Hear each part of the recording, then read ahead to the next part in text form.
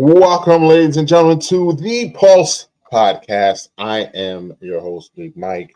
We are here live on Thursday.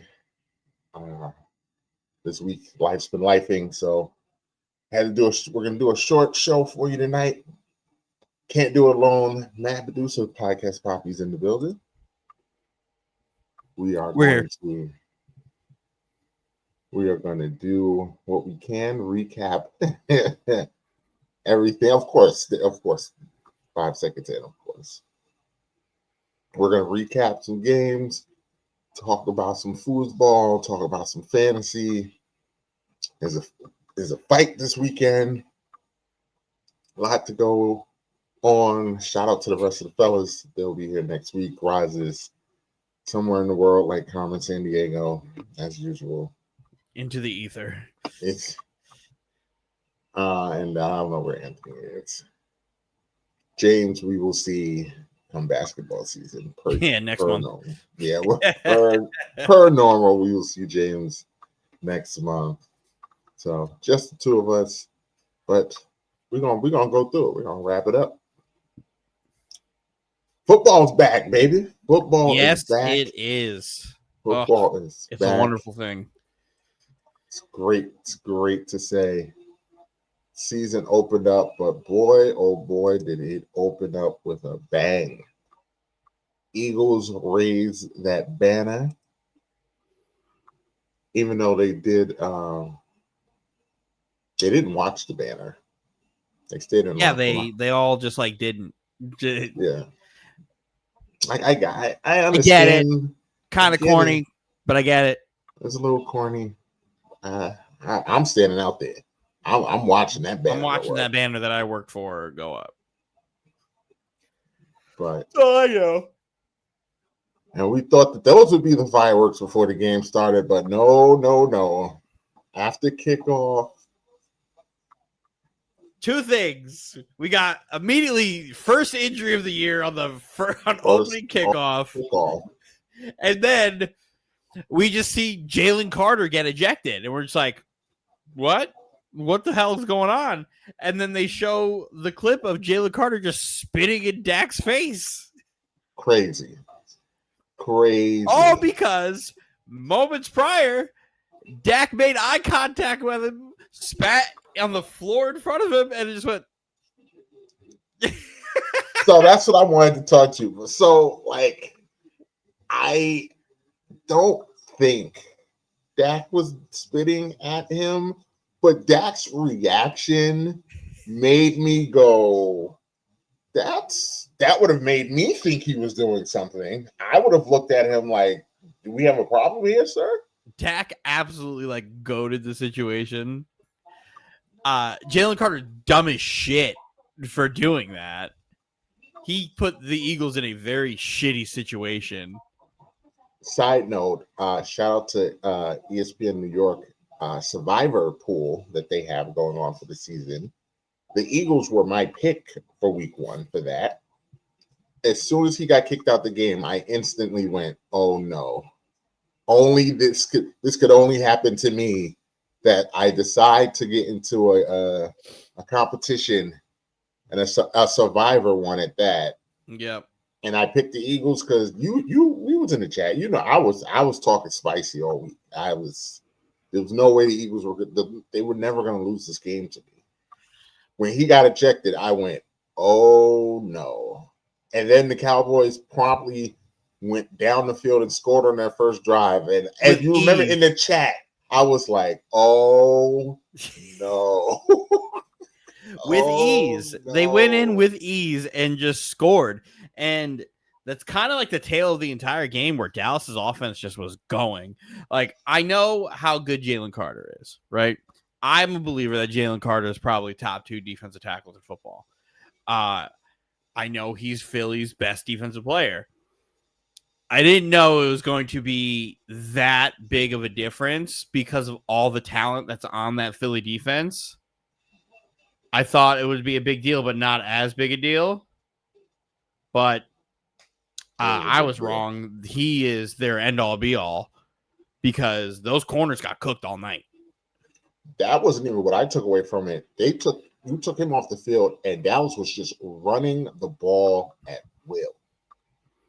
Running the Well, they were able to attack in a balanced style where they were able to run, pass, like do everything that they wanted. CeeDee Lamb was cooking everybody. Granted, second half, different conversation, but like he had his way. Dak looked awesome. Dak looked amazing. Dak looked like Dak. He was moving good. He was making the right throws. I saw a meme where they're like, oh, when Dak sees the tight end with a foot of separation, it's just a fish for SpongeBob. I'm pussy. I'm pussy. Like Dak had some great passes that night. Whether they were like the safest passes, no. Were they hospital balls from time to time? But they hit every receiver / tight end right in the hands. Right in the hands. Dak was cooking. He was threading the needle. He was dropping dots all over the place. Like he balled. He absolutely balled. It was a really good thing to see for Dak because I'm a fan of Dak Prescott. The Cowboys, however, their defense fucking stinks. They did a great job stopping Saquon for the most part. That was the game plan. He's not going to beat us. But go ahead and say it because you know what was cooking? Well, he was running. They couldn't keep contained. He didn't. What? Jalen Hurts completed one pass that was longer than 5 yards the entire game. So it's like the back end held up. AJ Brown was probably trying to fight Jalen Hurts in that like hour and a half intermission while they're waiting for the thunderstorms to go because those receivers were having a miserable day. And it's not because of anything they could have done differently. They just weren't getting the ball thrown to them. They couldn't stop Hurts on the foot, on the feet. Were they covered? Yes, but they weren't like draped. So that's a little different. But Hurts was waiting long enough and just took off. Every time he took off, the Cowboys broke contain, and then they didn't make an adjustment until the fourth quarter on that. And I don't understand how that happened. And then the winning play was a scramble again. And it's just like he's been doing that all game to you. You didn't do anything about it. Like Matt Eberflus, what are you doing? You've stopped everything else, but yet you're giving up that. Make him throw the ball deep. That's the strength of your defense at this point. Make him throw that ball. And then it's best on best. Hope Diggs and Bland and all those other guys can make a play. My money would have been on the Eagles in that situation too. I don't know. You clearly forget how good Trayvon Diggs is. You've clearly forgot how good AJ Brown is. AJ Brown's very good too, but with a deep ball. Smith was also having a good game. Not a great game, but he had like 4 or 5 catches. Yeah, all for like 20 yards. Yeah, no, it was like 50, 60 yards. Yeah, it was one of those games where it was just like you couldn't stop the quarterback run. So it's just like, what are you have to do something.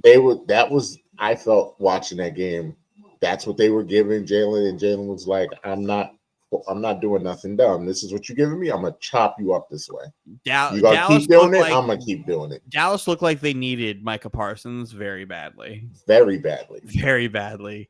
Granted, that Eagles offensive line was doing a lot of fucking holding that was getting called. And I saw it immediately on one of the throws that Hurts had where Jordan Mailata literally had the edge rusher just into his shit. I was just like, so they're just not calling that, huh?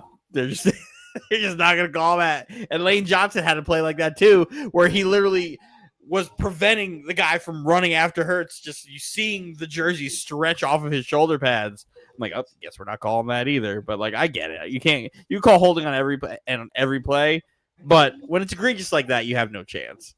You got to figure that shit out. And that's not like Philly's a great football team. So I can't take anything away from those guys. And Lane Johnson's a Hall of Famer. So like but you have to police the game correctly when shit like that happens, or else you just don't stand a chance. They're already like 1,000 pounds, or there were like 8,000 pounds out there on fucking football field of just offensive linemen. Got to figure it out. Eagles win. Eagles win. Eagles win. Did you think they were going to suspend Carter? No. I thought they would do a fine.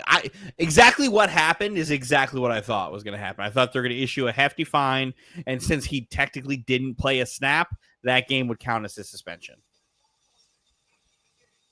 Which is exactly what happened. If they tried to give an additional game, I would have been like, he was technically already suspended a game. I would have been like, no, don't do that to Jalen Carter. Don't do that. The game needs him. I'm sure the players' union was like, we won't fight it if you don't. Because there's no fighting. There's no fighting it. Like, because you're caught in 4K spitting on old boy.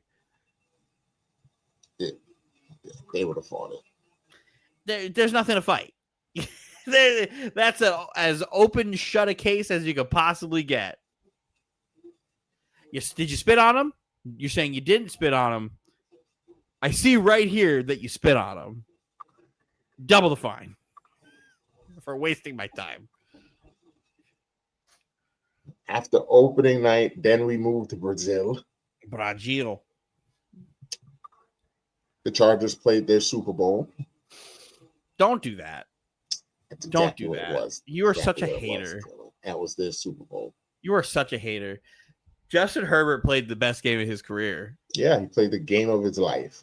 He was unreal. Like, what are we doing, Mike? Your level of hate for that man. The Chargers yelling, rah, rah, Harbaugh pumping his fist. Let's go! Like the biggest takeaway from that game was Quentin Johnson. Game 1 against a rival, Mike. Like, that shit matters. It's a divisional game, a rival game. Super Bowl.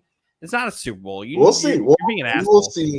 We will see how they play. If Quentin Johnson can play the way he played in Brazil, and that he comes home on the plane and not the guy who went on the plane,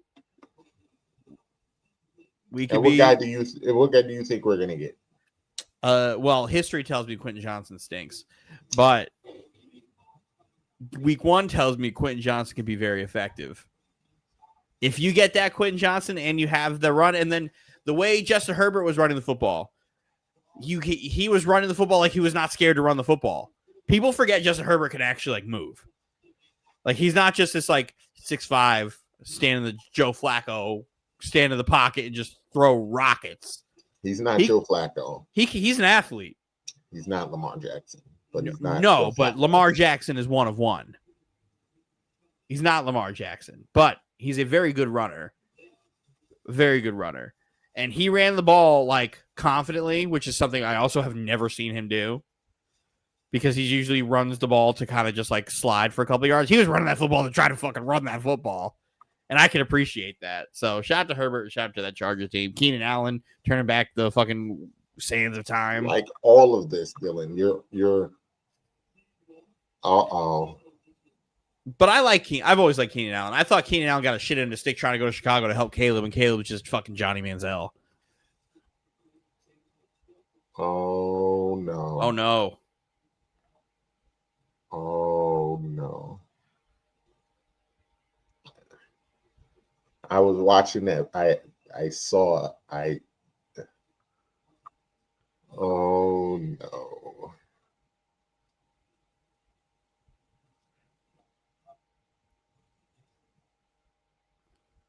Oh yeah. Well. Yep. I know what that is. I know what it is too. That's why I saw it. I know what that is. I saw it. I saw it. It vibrated, right? That sucks. It vibrated. That sucks. Well, Austin Eckler, you had a hell of a career. Your career is over. Don't do that.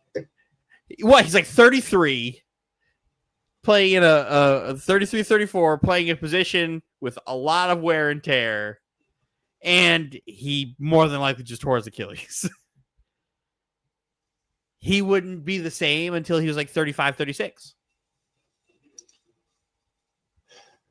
I don't know. It's dangling. Mike, trust me. I'm trying to stay positive here. No, that boy done. He did the reverse step. Go step. It happens. I'm so scared to go step now. That's how I did it. I'm so scared to do that. That's how I did it. Go steps are just Luke McCaffrey, But, son of Easy Ed McCaffrey, brother of Christian McCaffrey. Super Bowl happened on Friday. Then we got to Sunday. Sunday was a great slate. Full slate of games.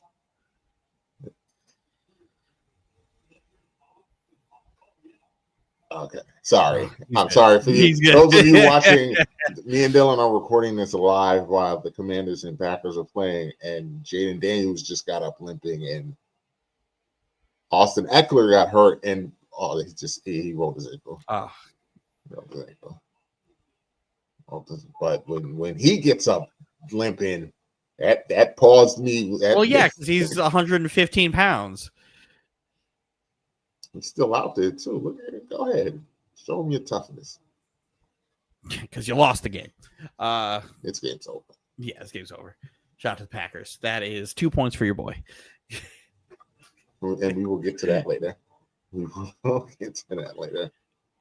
But yeah, it was a good slate of games. The early window was kind of boring at first. Unless you watched the Jets Steelers that wasn't on TV. Because why would it be? It was the best game of the fucking early slate. It was the best game of the 1 o'clock window. Best game of the slate. The Falcons Bucks game was better. That was the game that I was watching, and I was just flipping back to your game. You were not. No, that Falcons Bucks game was crazy. It was crazy. But yeah, some good games. Bucks Falcons. Jets Steelers.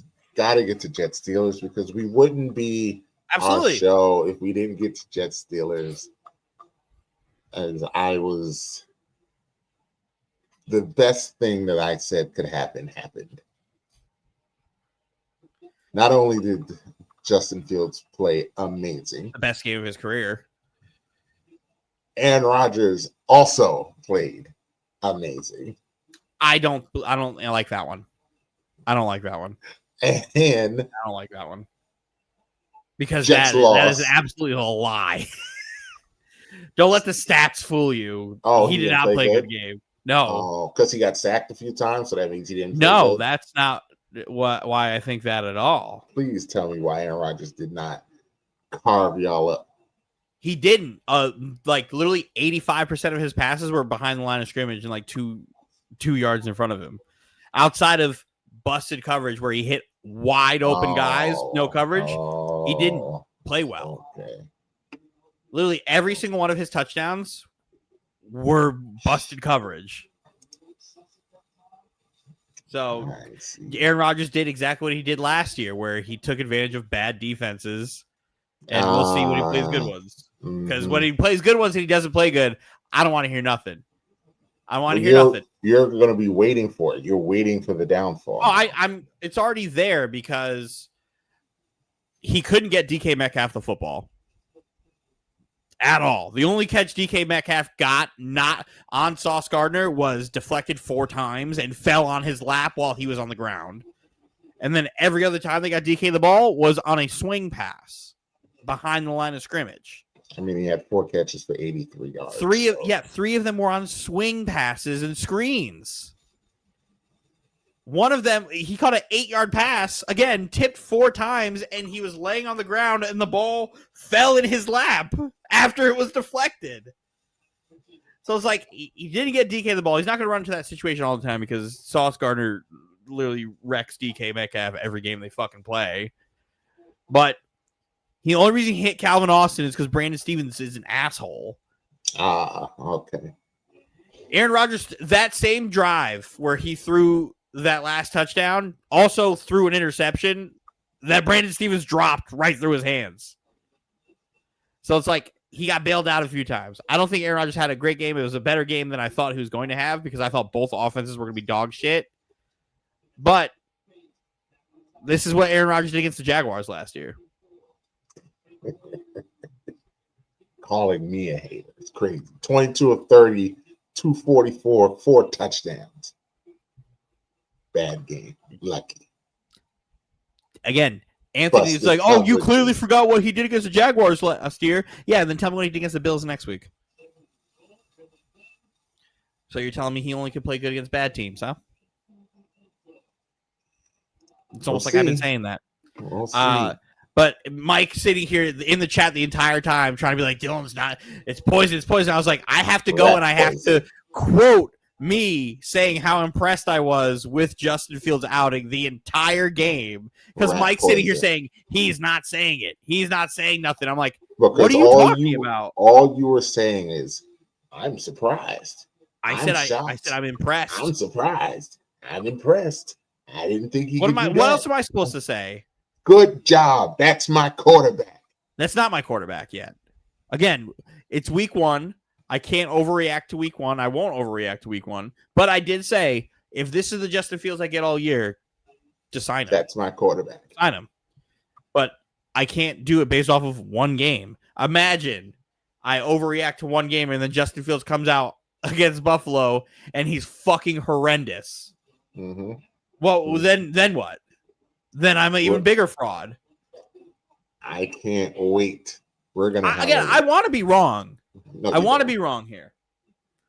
I think the thing with this Jet team,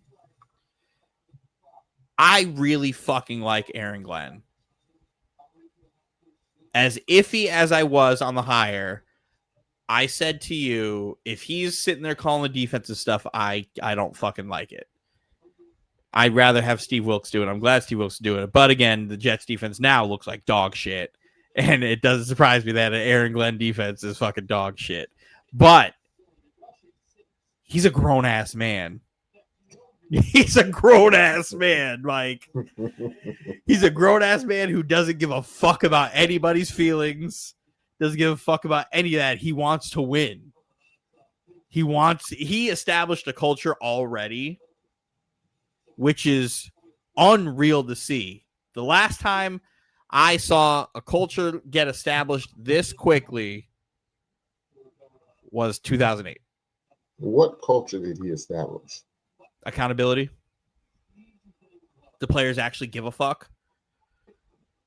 Because how many times have I posted something over in the offseason about how the players kind of didn't really give a fuck? Was it the team or was it the offense? Because you can't say that about the defense. Yes, I can. Last year, I could absolutely say that about the defense because there's a few After different players. Saleh got fired? No, while Saleh was there. About how Saleh would try to hold guys accountable and guys would just be like, okay. I posted many of those stories into this. And all of them have said it's just different.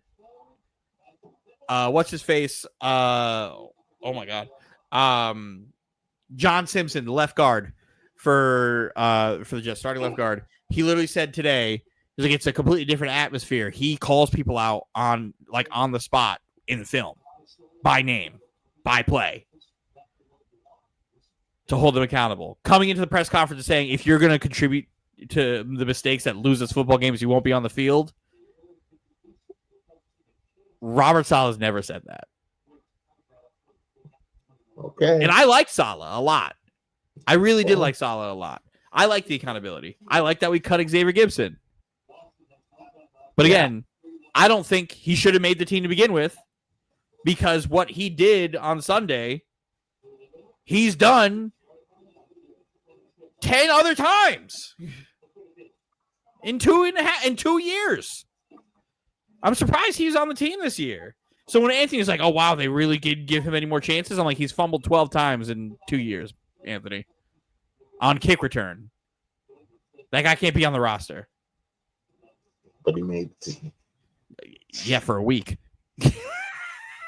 For a week. So kudos to that. He's a Brandon Stevens bench or cut away from Dylan buying his jersey. Yes, right. So Dylan literally has a picture of the jersey ready to go in his cart, just ready to go. Correct. He is. When y'all go all in, y'all go all in. Again, it doesn't take a lot for me to like buy into a head coach. I just need to believe in you for a few things. Like Adam Gase, I never fucking believed in at all. Todd Bowles, I never believed in as a head coach for us. And he really was not a very good head coach for us. It's Saleh I bought in because that was the right hire. He just did not do a good job of building an offensive staff. It's just the one part of the job you have to get right. And he didn't. And that sucks. I really like Saleh. Still to this day, I really fuck with Saleh, and we did him dirty. But he didn't hold the team accountable. They kind of just did their thing. Didn't care. I like Aaron Glenn. I like Tanner Engstrom, our offensive coordinator. I haven't seen the Jets run the football in fucking 10 years. I haven't seen the Jets run the fucking football like that in 10 fucking years, Mike. I was just about to say, you guys at home have no idea. Dylan and Roz going crazy because the Jets scored 24 points. I mean, I scored 19 points in the first half. First time. Going crazy. This is unbelievable. It was wild. And y'all were winning. 10 years. And y'all were winning. So it was just the most. Aaron Rodgers stinks. We're here. Breeze. Breeze had himself a game. All of it. Put Aaron Rodgers into the earth's crust. All of it. It was fun. It was fun football. Just for the air to come out of the balloon. The air came out of the balloon, but it's not again, Roz said it best. It's not anything we haven't seen in the last like 30 years. It's the most Jet thing of all time. But I'm not a moral victory guy. Normally. I'm not a like silver linings guy in these situations. But that was fucking fun. That was fun. And if the Jets can be fun, I'm okay with whatever happens in this season. Because I know we're not going to tank. It's not going to happen. I don't think we could do that. We just incapable of doing it. If we weren't going to do it when we fucking had the chance to, we're not going to do it now with a coach who actually like doesn't want that. If we could score points and we could fix the defense and we could be that annoying team that hangs around 6, 7, 8 wins doesn't sound bad to me in this instance. Oh. As long as I can see the vision, right? If the rest of the season is anything like game 1, I see it. But that's why we don't overreact to week 1. This is overreaction. This is the biggest overreaction show of the year. Oh, yeah, overreaction show of the year. Based on that case, just sign Justin Fields to a fucking 4-year deal now. But we're going to start a weekly. I am going to bring this to the fellas to start a weekly. That's my quarterback segment. And we're going to run it every week until you finally say it, Dylan. That's my quarterback. Listen, he's got. I want the TO tiers and everything. I'm not going to give you that. I'm not going to give you all of it. I'm not going to give you that. But if this is what it can be, like I said, I've said this before. I was like, if Justin Fields can show everything that he's learned, because in Chicago he showed that he could throw the deep ball and he could run, he could do all that stuff, but he couldn't manage a game. Right? In Pittsburgh, all he did was manage the game. What we saw with the Jets on Sunday was a little bit of both. And it makes sense. And it's kind of what he could be. And if he can go and he could do that for the rest of this year, if he could do that, then sign him. Yeah. Because how else are you going to get your quarterback? Like, this would be one of those situations where it's like, oh my God, the Jets, instead of ruining a quarterback, did the thing where they not fixed one, but they helped one, and they have their guy. This is Vinny Testaverde all over again in that case.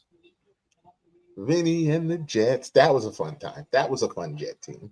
But again, time is a flat circle, and I witnessed it twice in the last 3 years where, Jets team has hype going into getting a nice quarterback, blah, blah, blah. Quarterback tears his Achilles, 1998.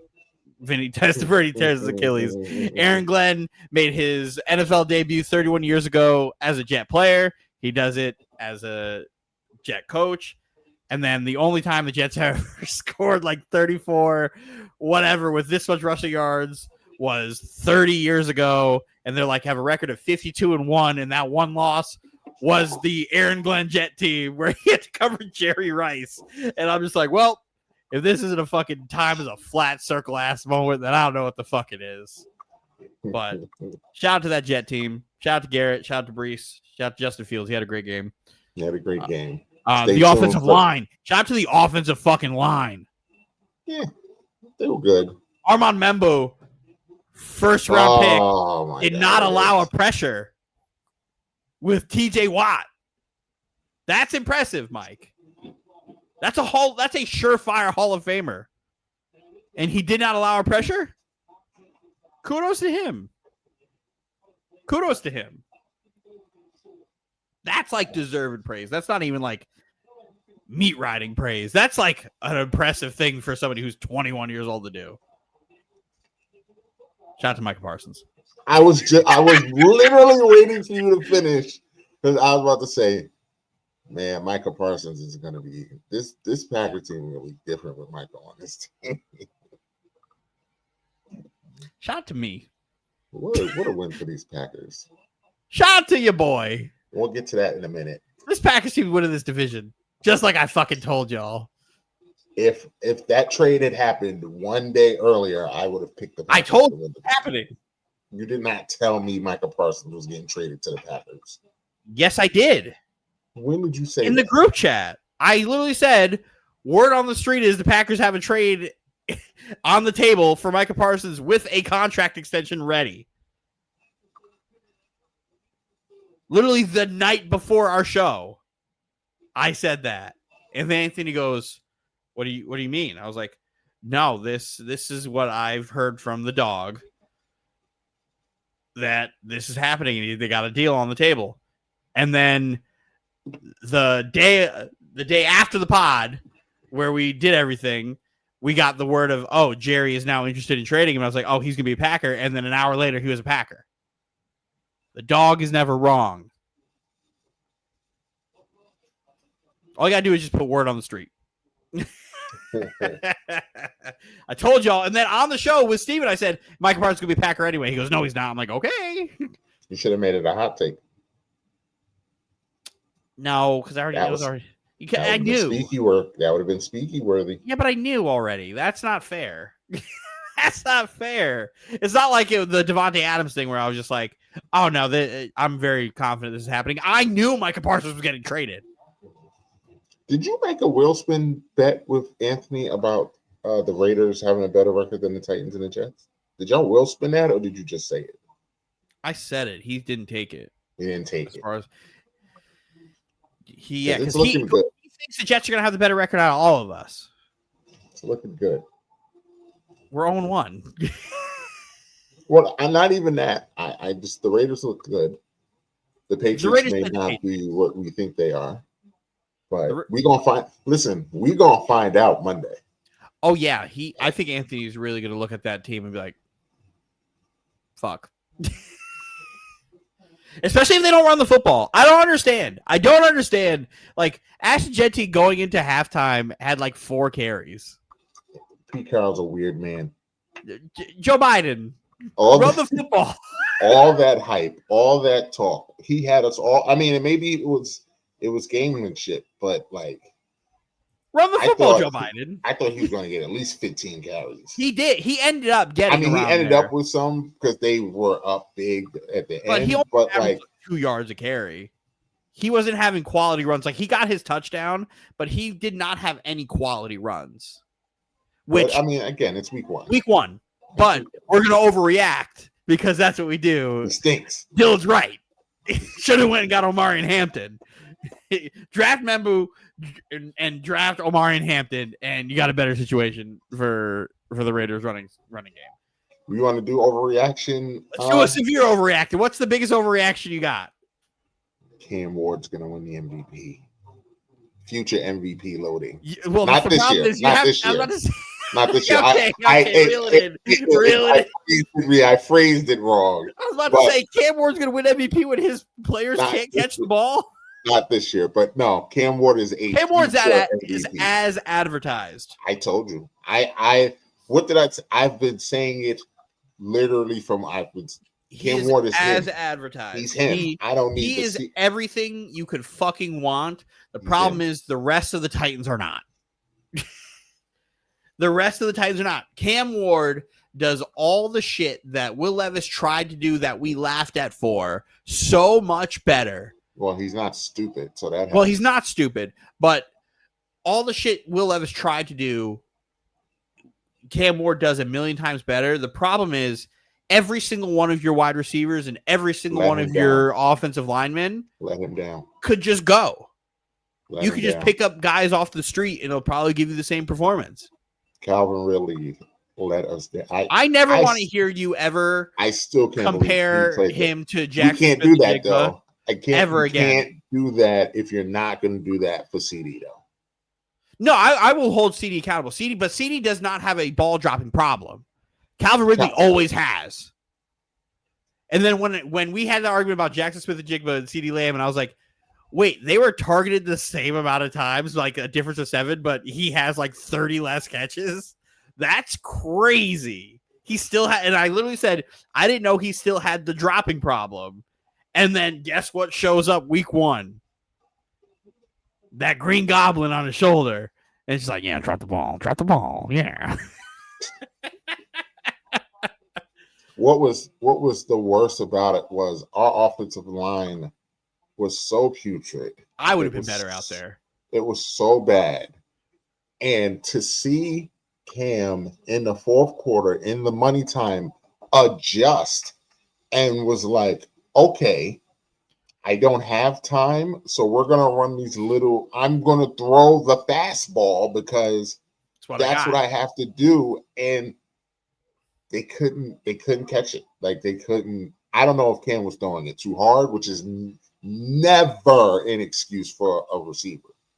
There should not be a quarterback that throws the ball too hard for you to catch. Calvin Ridley literally had one in his hands and then he didn't even like grasp it. It just hit his hands like flat, like a wall. And then the ball just hit the floor. And I'm just like, to me, if I'm a Titans fan, I would I'm still encouraged. We're already not going to be great, right? We could encouraged. add on to this. I'd be encouraged that, but I'd be on the phone if I'm the GM trying to just get anybody in here. Anybody worth a damn. Because that Calvin Ridley contract don't matter at this point. Honestly, but you're correct. I would be on the phone with Miami like, ayo, y'all got 2 receivers that hate your quarterback. Give me one of them. I don't care which one. I'll take Waddle. I will take Waddle. Yeah. But if you want to give me Tyreek and Calvin Ridley, I will take that too. Yeah, but the problem is you have to take that massive Tyreek contract. It stinks. It stinks. But you got so here's the thing though. You would think that putting Tyreek there helps Calvin because now all he has to do is go balls, which he is still very good at. Still a good 50-50 guy, but and we got Spears coming back in a few weeks, which I think he's good. Pollard showed me that as long as he is the secondary back, he's still useful. Correct. He can't be a one. He can't be the primary. But if they're alternating and he's a change of pace and he can still catch the screens. He can do all of that. So when Spears comes back, I'm not worried about our running game. So Dylan, call me crazy, but Tyreek Hill on this, just plop him on this Titans team, might be a playoff team. I don't know about that. Might be a playoff team. Yeah, let's. Might be a playoff team. It's a playoff team because, like I was telling back in, that Titans defense is a lot better than you think it was. I don't think that Titans defense is bad. The problem is I didn't think it was as good as you thought it was, because it's not.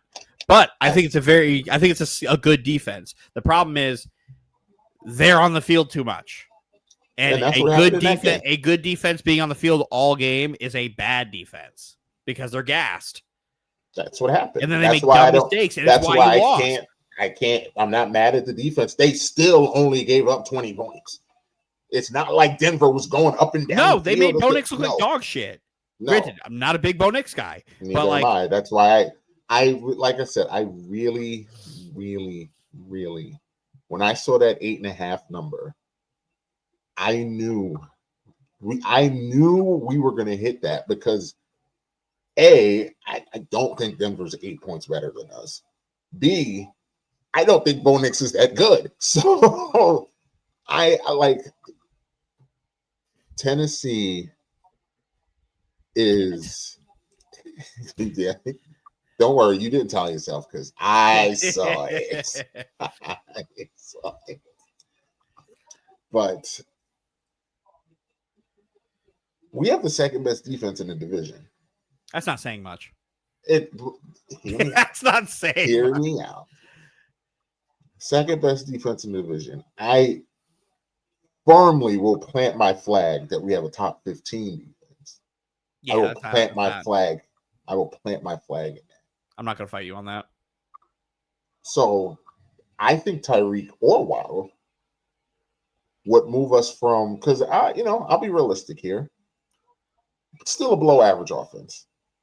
Very much so, below average, like 20s. 20s, yeah, somewhere in the 20s. Probably like 24. I don't know if we're that high, but we're in the 20s. But we're in the 20s. It's realistically, that's where you're going to be. 20s. Waddle or Tyreek would probably move us in the top 15. I don't know about that because your offensive line still sucks.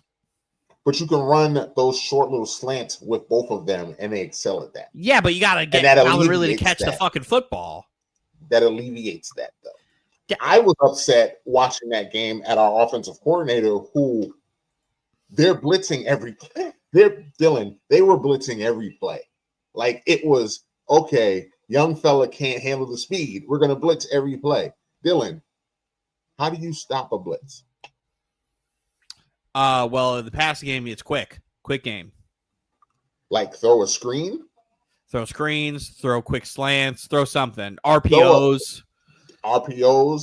like throw a screen to your running back that's a very good catcher as a running catcher. Terrible phrase, but like a good receiving back. We have a receiving back, and you wouldn't throw one screen when every time you handed the ball to him, he ran into a brick wall. Like, this is elementary. Just see what happens. Like, no, I understand. Help your young boy out. Give him something. The problem is your head coach is a Joe Burrow merchant. He's an idiot. He's a Joe Burrow merchant. He has. You guys fell into the same type of scam that a lot of fell into with Adam Gase, where it's like, oh, Adam Gase used to be fucking Peyton Manning's quarterback coach. The Giants are in it right now. The Giants are in hell right now because of that too. To be fair, Brian Daboll helped make Josh Allen like less of an idiot. He reeled him in because you remember rookie Josh Allen. I remember. Dumb as a box of rocks. Dumb as a box of rocks. But there was so much talent.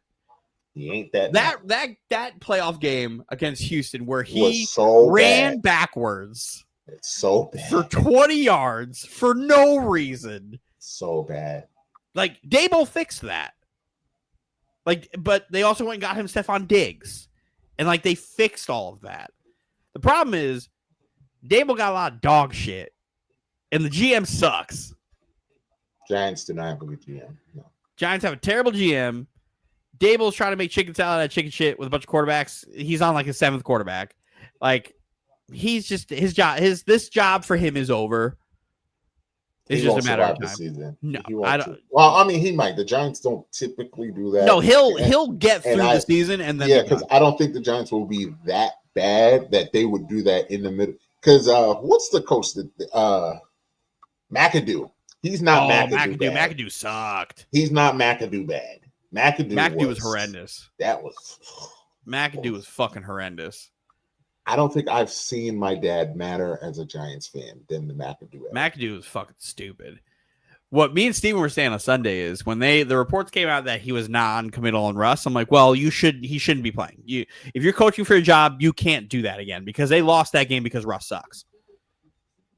Flat out. They lost that game because their offensive line just didn't show up. But Russ also, we can argue. Because Russ did not play well. No. Russ did not play well, but I don't think that offensive line helped. I don't think you can play dart yet. You can't because he's not that good yet. I don't think.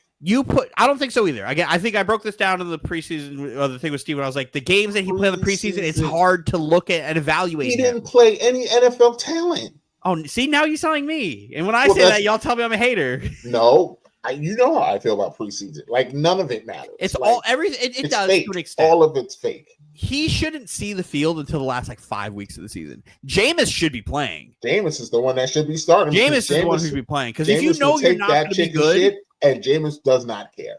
Jameis is not you're not going to be a good football team. Go at least and have excitement.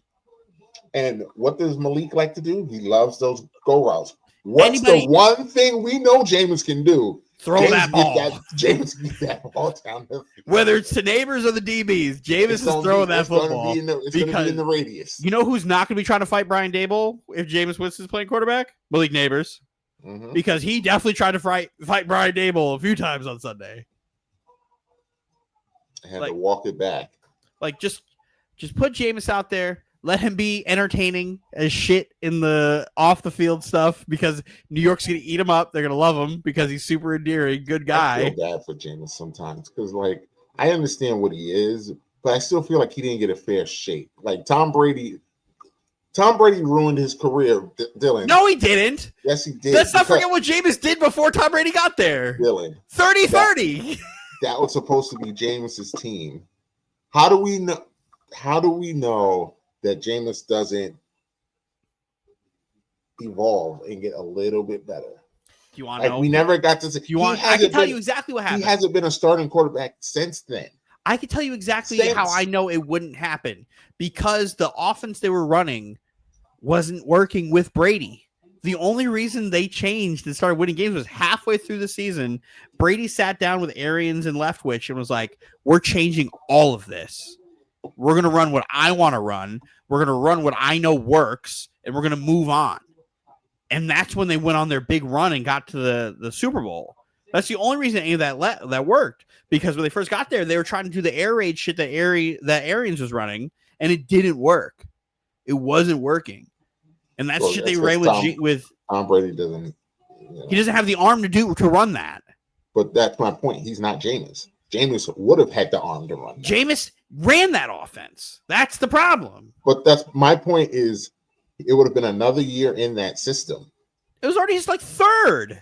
Not with Bruce Arians. With Bruce Arians and Leftwich? I think that was only the first. I think that was the first year. I mean, we can check. I might be wrong, but I'm pretty sure that was all new for him too.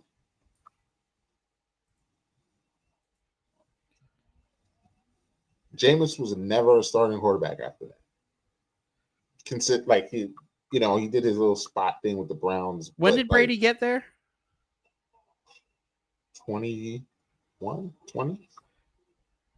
21? I'm not sure. It might be longer than that. It might have been 6 years ago. Because he's about to get in the Hall of Fame, so it was a little bit ago. I can't wait to not watch that.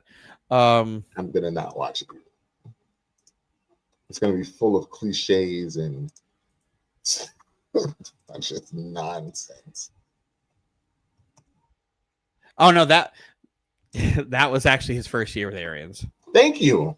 First year Arians, and he ran 30-30. Thank you. Like, you telling me You're telling me Jameis is incapable of like, all right, we learn. Let's tone it down a little bit. You telling me Jameis would not be The incapable? tone it down? No, I don't. No, listen, that he wouldn't have been incapable of going 35-15. You telling me I think Jameis he's couldn't have? incapable of that. Yes. That's crazy. You want to know why? Crazy. Do you want to know why? He has only listen as a starter. Let me tell you how many interceptions he's had in his career every year as a starter. Rookie year, 15. Second year, 18. Then he had 11 when he only played 13 games. He had 14 when he only started 9 in 2018. And then he had 30. So he only played 9 games. He was on pace to throw like 24 interceptions that year before he got hurt. He is just a gunslinger. He's just a guy who throws interceptions. That shit just happens. It is what it is. You are who you are. I tried telling this to you guys years ago, and you're like, no, James is a star. No. He would have thrown picks. He would have thrown a lot of picks. I think he would have gotten better. I really believe he would have gotten better. Tom Brady ruined his career. I'm all for slandering Tom Brady, but they had to get rid of Jameis. They didn't have to get rid of Jameis, but when Tom Brady falls in your lap, you're going to take it. I don't know how you're supposed to operate when you have a guy who just threw 30 interceptions in a season. If Tom Brady didn't decide to go to Tampa Bay, Jameis would have been the starting quarterback. There's no questions. There's no ifs. Oh yeah, but he would have. Jameis would have. They would have eventually moved on from him. That's eventually, Dylan. Like a year. So that next year he would have been going. I really don't think he was biding time. They had a winning record one time with him as a quarterback. They never made the playoffs with him as a quarterback. It's not like they've had bad teams. Like Jameis has never played a playoff game.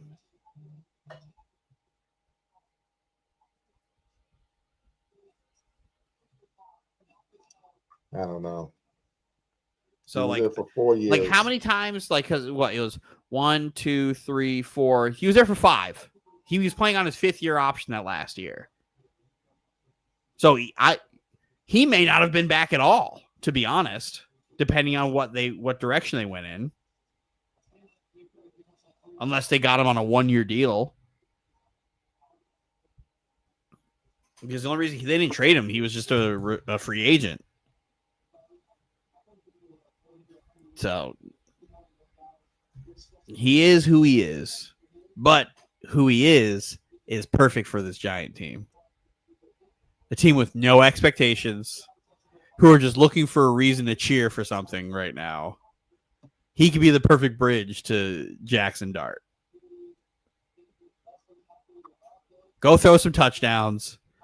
Go rip the hearts out of some fans' chests with some back-breaking interceptions.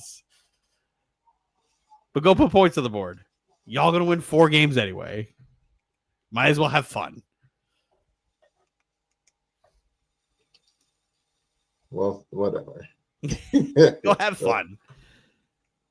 I don't want to spend too much time talking about Jameis. So shout out to Jameis. We will move on to the 2 best. So I don't even know which game. Let's just go in order because both of these games were wild. Wild. One of them was game of the year contender, though, and one of them was not. Okay, so Buffalo Ravens had all the hype, had everything. Delivered. Over-delivered. Ravens came out in the first half, and I said it in this looks like the best team in football. Like, who's going to beat these dudes? I actually, because I, have been driving the bandwagon for 3 years on this show. I finally don't pick them to win the Super Bowl in the preseason, and all of you pick them. And after the first half, I was like, yep. Like, you seen that meme where it's just like. It's the Will Smith meme of. Yeah. That was me. I was like, this is what I thought. And then you're gonna, because I know how you feel about this, especially when I use this word. And it's my Super Bowl pick, so it's a little. Buffalo's lucky that they won this game. They are. They're A lot of lucky shit happened. that they won this game because me more than anybody on this show has watched Derrick Henry more than anyone on this show. When I tell you my jaw dropped when he fumbled, He's done that from time to time, though. But usually when he fumbles, it's usually those blind hits directly on the ball. Perfect hit, perfect. Everything has to go right. He fumbles. That fumble on Sunday, he just fumbled. Like there was nothing special. That's a regular first and 10 in the second quarter kind of hit. Like that was normal. It was one of those things where he was having such like an amazing game. He was doing death taxes. Derrick Henry stiff arms guy into the earth crust on national television. Derrick Henry on a national TV game, stiff arm to hell. Death taxes. Derrick Henry anytime touchdown scorer. Put your bets in. Derrick Henry anytime touchdown scorer. So I was stunned. Josh Allen played out of his mind. Lamar played out of his mind. Lamar was playing out of his mind in that game. They both were. They fucking both were. But fucking Harbaugh. Fucking Harbaugh is becoming the reason more and more that this fucking Ravens teams keep losing these big games. You're right. You're right. And he's a Hall of Fame coach. It's the Mike Tomlin effect. Like, I will continue to bring this up every fucking chance I get. When he said after week 1 last year, we didn't bring Derrick Henry here to carry the ball 25 times a game. Yet, when Derrick Henry carries the ball 25 fucking times a game, they don't lose. You win every fucking game. Stop putting Justice Hill in the game on these third downs, because I see it, Steven sees it, America sees it. When he runs read option with Justice Hill on the field, he doesn't give Justice Hill the ball. He never gives Justice Hill the ball. He always keeps it. If Derrick Henry is not on the field, if 22 is not on the field, he always keeps the ball. Now, when 22 is on the field, who knows what's going to happen? Who knows? But we don't run read option enough with 22 on the field for me to understand it. I don't give a fuck he ran for 170-something yards. If you were to give him the ball more earlier in like that third quarter, we have a different game. Mm-hmm. But here we are. Granted, stupid mistakes on the defensive side and yada, yada, yada, yada. But there's no excuse they blew a 3-score lead in the fourth quarter. None. That fumble. And the worst part about that fumble was it happened so fast. Like, it was anybody else who has a situation like that happen, their seat starts to heat up a little bit. Not Harbaugh, though. Mm-mm. Not Harbaugh. Mm-mm. Because week 1, we had a game of the year contender. We had a catch of the year contender, and that DeAndre Hopkins catch, which was unreal. Oh, what a catch. What a throw. That was also what a throw. That was a great throw. Why is he not on the field more? Yeah. It's a good question, too. He wasn't on the field nearly enough for my liking. Like, I'm glad they figured out, like, hey, Zay's really good. Maybe we should give him the ball a lot. Yeah, good things seem to happen when he touches the ball. I've said this before. I've said this again. I don't think Rashad Bateman's very good. Doesn't look like it. I've said this. I've been saying this for years now. I've been saying this for years now about Rashad Bateman. Back to when I was arguing with you and Josh on this pod about how I don't really think Rashad Bateman's very good.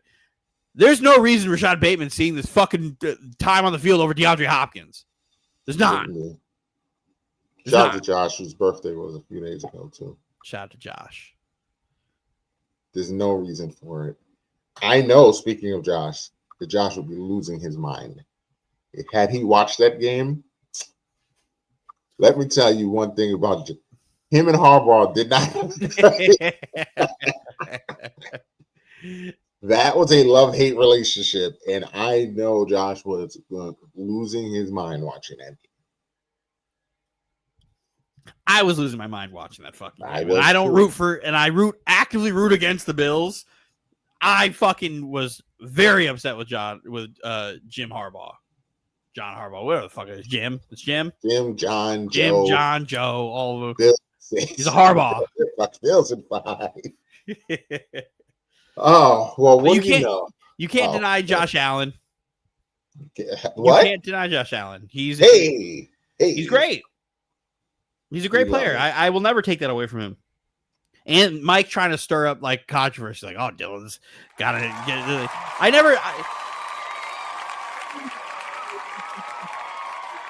Against it with Lamar versus Josh. That's why. Other than that, like Josh is Josh. What am I gonna do? I don't hate him the way I hate Tom Brady. Well, that's a different level. I don't think I'll ever hate anybody the way I hate. It's a different level because Tom Brady hated us, and that's I think what was different about it. The hate was mutual. Even with him getting that fucking statue in front of his stadium, he was talking shit about the Jets. He hates y'all. I know. And we hate him too. Fuck Tom Brady. We're gonna run a 3-man. We are gonna run a 3-man weave, fresh off his victory over said Patriots. Anthony is here in the building. Yes. One nation. They give Josh Allen that respect. Fuck Josh Allen. I mean, I can acknowledge him being great, but still, fuck him. I don't care. But there was a crazy stat. They said like Josh Allen just in the fourth quarter put up better stats than like half the starting quarterbacks in the league. Just in the fourth quarter. That's fucking insane, man. That it's believable. I watched it happen without even looking at the numbers. I watched it happen. What is with this Ravens defense? Can we talk about Keon Coleman being fucking stupid for a second? How dumb that motherfucker is. That boy is dumb as shit. How he single-handedly like ruined two 2-point conversions, and then at the end of the game, if he didn't trip over his own 2 feet, he was going to score that touchdown. He was going to score. He was going to score that touchdown and give the Ravens time, and God had to intervene and be like, "No, go down." Go down. You're being dumb.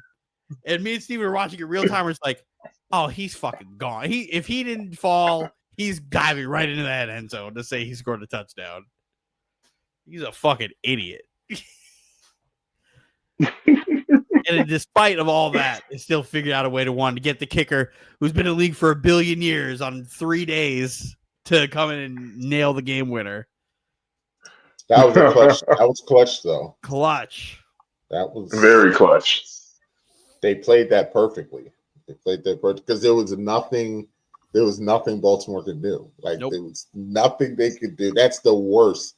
There was nothing that they could do. I know what they could have done.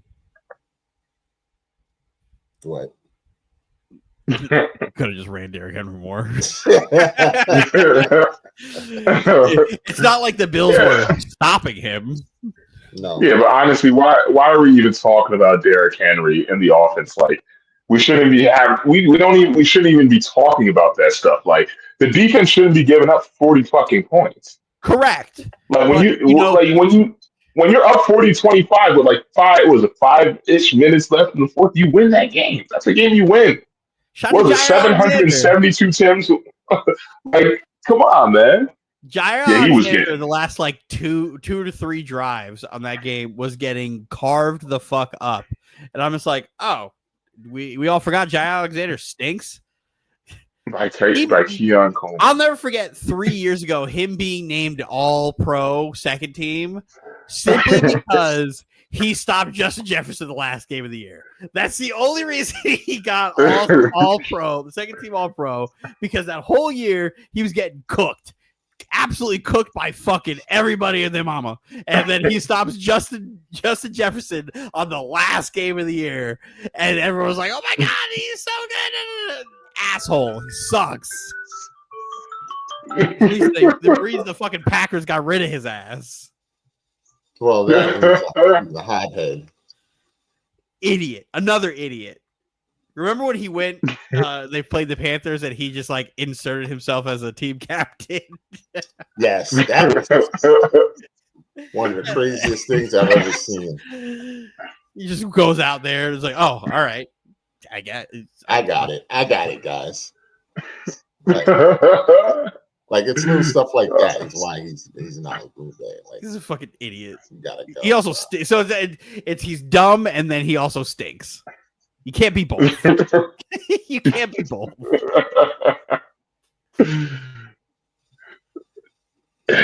So, can't, man.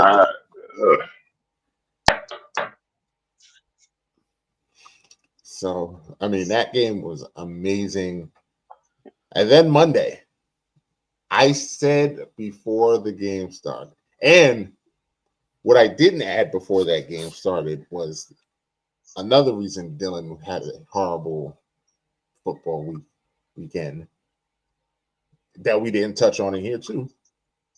Joe Burrow fucking stinks. Oh, he got eaten alive. I wouldn't say he stinks. He just got destroyed. It's overreaction.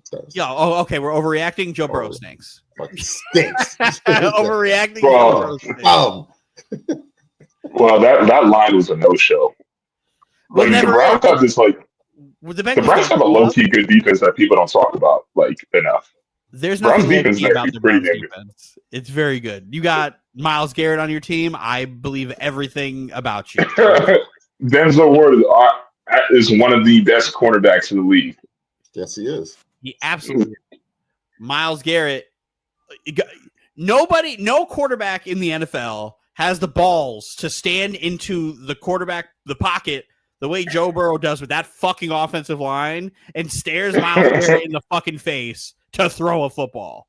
And he paid for it because I sat here and watched Myles Garrett get a sack, and then a half a sack on 3 consecutive plays in the fourth quarter.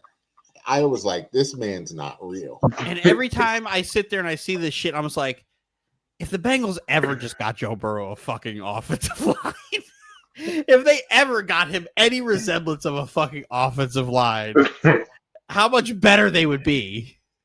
How much fucking better they would be. And despite them being like that, like Joe Burrow's still awesome.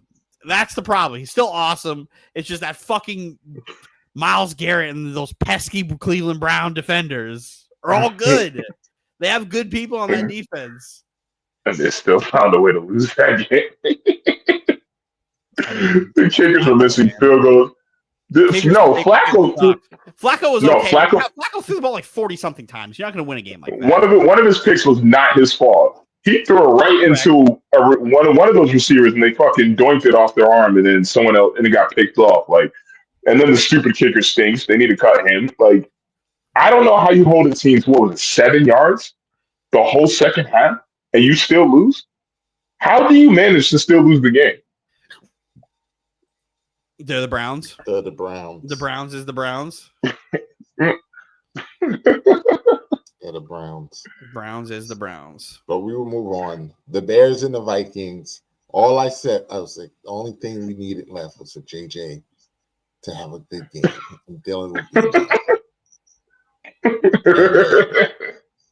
be Boy, that first half, the first 3 quarters of that game, JJ McCarthy was fucking dog shit. It's not good. I was sick. Worse than dog shit. It was shit. so fun. I got sick out of nowhere. I'm sitting here sick in pain, watching this game, watching JJ just be terrible. And I'm just like, I can't believe this is happening. I don't know what Dylan did, but this is just all I was thinking about watching those first 3 quarters was I know Dylan is sitting here with a smile on his face because This is everything he said this boy was, and it is not good. Well, so going into the fourth quarter, they were able to finally establish the run. And that opened up the game so much for him. I don't think he's this really good quarterback. But the thing I found out a lot about J.J. McCarthy on Monday was he's got that dog in him. He's got that dog in him. So after that pick six, the way Soldier Field was rocking. And that wasn't a pick six. That was a bad pick six. It was a horrendous pick six. That was a bad pick six. And before you keep going, shout out to Coach McConnell, because when he threw that pick six and JJ walked over to him, wasn't yelling, wasn't screaming.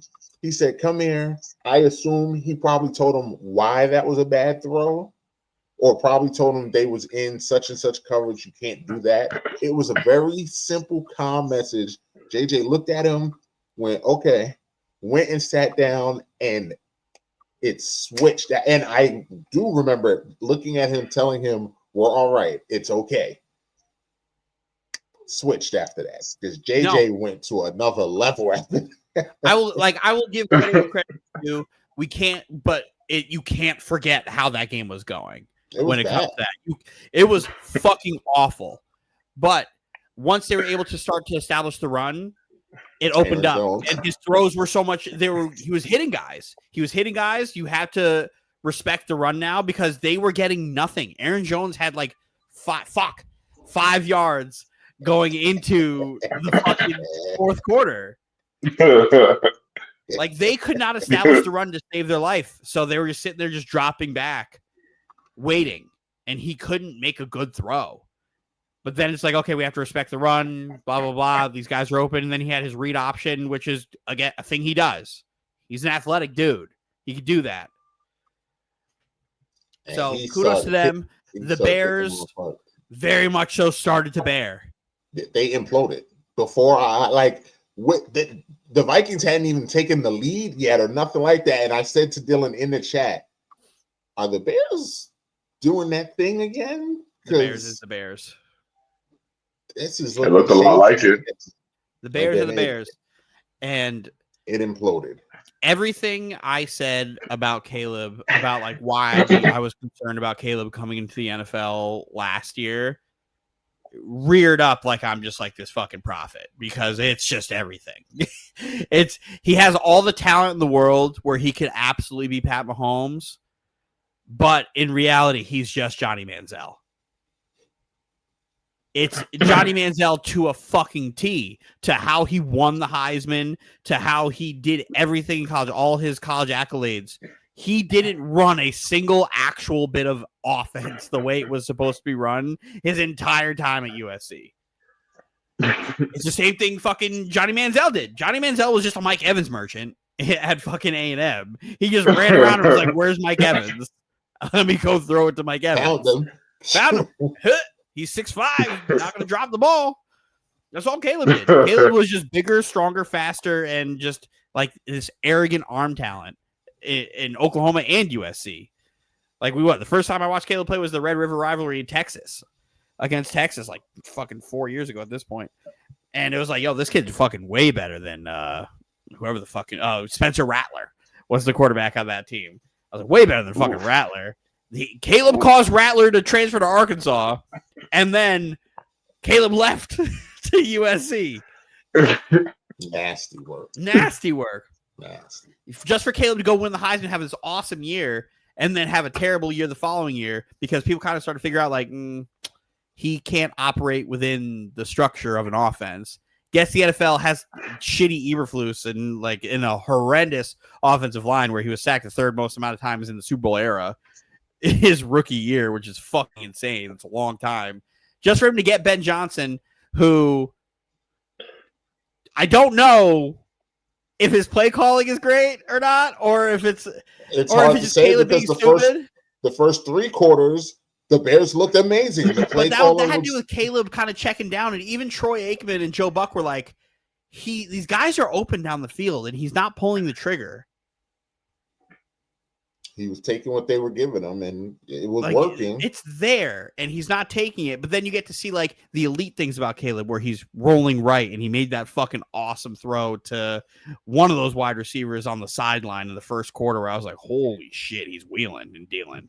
Like that's when he's at his best, when he's running around. But then he keeps doing that shit where he runs back 15 yards and stiff arming defensive linemen and just throwing the ball into the fucking abyss. And I was like, you can't do that shit in the NFL. You can't. It's never gonna work. It's never gonna work. And I'm gonna chalk this up to Ben Johnson looking at Caleb Williams and be like, maybe Caleb kind of dumb, because I watched Tanner Engstrom stroll together great offense with a team with less talent. Yeah, Maybe Ben Johnson's a fraud. Overreacting. We're overreacting. No, bro. Too early. Maybe Ben Johnson's a fraud. Maybe my concern with Ben Johnson going into the season accepting any job is right. Where I was like, who knows? Who knows? Maybe it's just he has all the greatest offensive line in the world and all these Ferraris around him. You put him around a couple fucking Honda Civics and he doesn't know how to act. Can't win them street races no more. You don't got Knox in it anymore. So let me ask you, which team are you more concerned for, the Lions or the Bears? The Lions. I'm more concerned with the Lions because the Bears, what expectation do the Bears have? How people got them going 8 wins? No, they got some expectations. Well, I'm not talking about people. I'm just talking about like me as a football fan. I don't have expectations for the Bears. My expectation for the Bears is like if they grow on what they did last year, they can maybe find 3 more wins. Maybe find 3 more wins if Caleb just isn't fucking stupid. The problem with that is Caleb's fucking stupid. So I don't know if Ben Johnson can save him or if Ben Johnson is just Adam Gase. Right? He's not Adam Gase. They're from the same tree. Which we can dive into that. We can dive into that if you want. But the Lions scare me because you already didn't really have a good defense. But your defense isn't your problem. You have some injuries against the Packers. I'm talking about last year, the entire team blew up. Yeah. I'm talking about this year. Terry Arnold gets hurt on Sunday, and you have a couple issues on the defensive side. The problem is the offense had no creativity at all. The Ben Johnson flair was not there at all. I don't know what they were doing with Jahmyr Gibbs. It just seemed like they were running the most basic offense when the game wasn't out of reach, and then expected Jared Goff to fucking do something. But I posted this stat Tuesday morning, like Jared Goff's quarterback record for when he has offensive play callers who aren't Sean McVay and Ben Johnson is like 0-19-1. That's brutal. Like I was genuinely shocked when I saw that. Like people genuinely forget how Jared Goff got to Detroit. Sean McVay thought he couldn't fix him. Like, he got the best out of him. He started to regress. They paid him that money, and he was like, he's not good enough to help me get back to where I was. I have to upgrade. I have to get rid of him. They sent him to Detroit to die, essentially. And then it just turned out Dan Campbell built this super staff and had this great offensive line and, like, found players that were all just turned out to be Bugattis and were able to hide it. I like how you started. I like how you started off with a great offensive line. That's the big one right there. The foundation was built on a great offensive line. They had a chance to take. Oh no, they didn't. They were picked right after because the Bengals could have taken Penei Sewell, but they took Jamar Chase instead. And it all started with Sewell. That whole rebuild started with Sewell.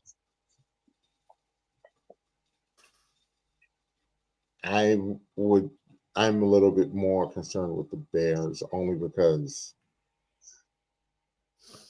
they're in a much more toxic situation. Yeah, they are but they didn't have cornerback 1. He was hurt. They lost the second cornerback in that game as well. And like, that's Justin Jefferson. At the end of the day, that's Justin fucking Jefferson. So like, you can only do so much. It would have made a big difference, but Caleb fucking dumb, man. And I think the Lions will still be okay, because I think there's still, as you said, there's just Detroit has a lot of talent on that team. There's too much talent to have like vanilla offense. And granted, week one, they'll figure it out. That's what they'll figure it out. There's too much talent on that team. If this offense is this type of like play calling and non-creativity going into like week 6, then I'm like, that's tough, because they lost. They only kept some guys from the defensive scheme regime. Yeah, Aaron Glenn took everybody. Aaron Glenn took most of the offensive staff with him. Tanner Engstrom and all those guys came with him. I think Mark Brunell went with Ben Johnson to Chicago, and he was supposed to be the next guy calling plays in Detroit if Ben went, but they all were like, nope. Made the covers bare. Took everything out. I think the old linebacker coach is their DC now. And I have no idea who their offensive coordinator is. So we're going to move along. This is a rapid show. It's time, man. It's the first one of the year. It's everybody's favorite segment. It's time for Fantasy Focus, man. It's time for Fantasy Focus. And then it's time to hit the music.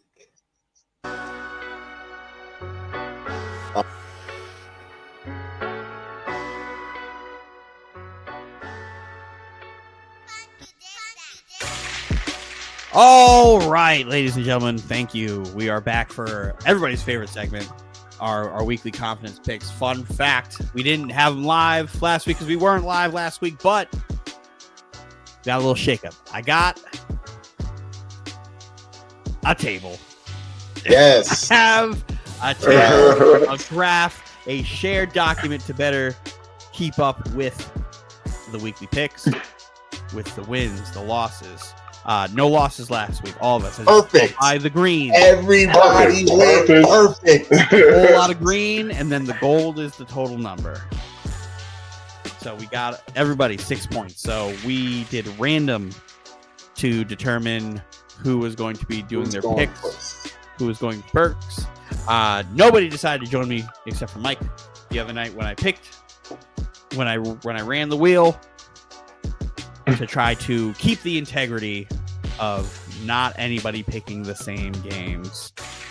So it could be all a fair shot, because Roz, in all actuality, last year only was even in the game because he kept picking the same picks as everybody else.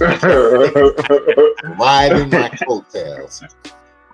So, last week for week 1, I picked the Broncos for my 3, the Commanders for my 2, the Colts for my 1. Anthony tried to sit here and be like, oh, the Colts are going to... They beat the Dolphins. They beat the dog shit out of the Dolphins. The Dolphins suck. But shout out to me. Kudos to Anthony for picking the Raiders. I thought for sure that was going to be a tougher one, and turns out the Patriots fucking stink. So shout out to Anthony for his Raiders pick.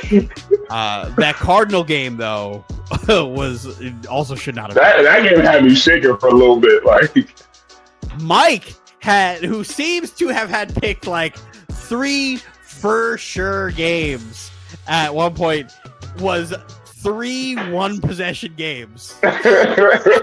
Shaking in my boots. 3 1-possession games where the Bucks only won on like a last-second touchdown by Emeka Egbuka.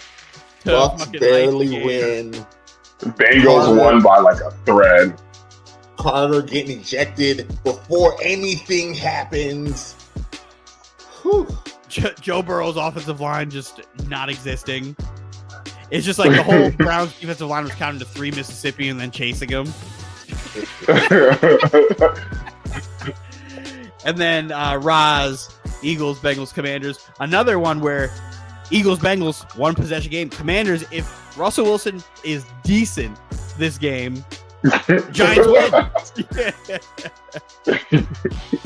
So Russell Wilson is decent.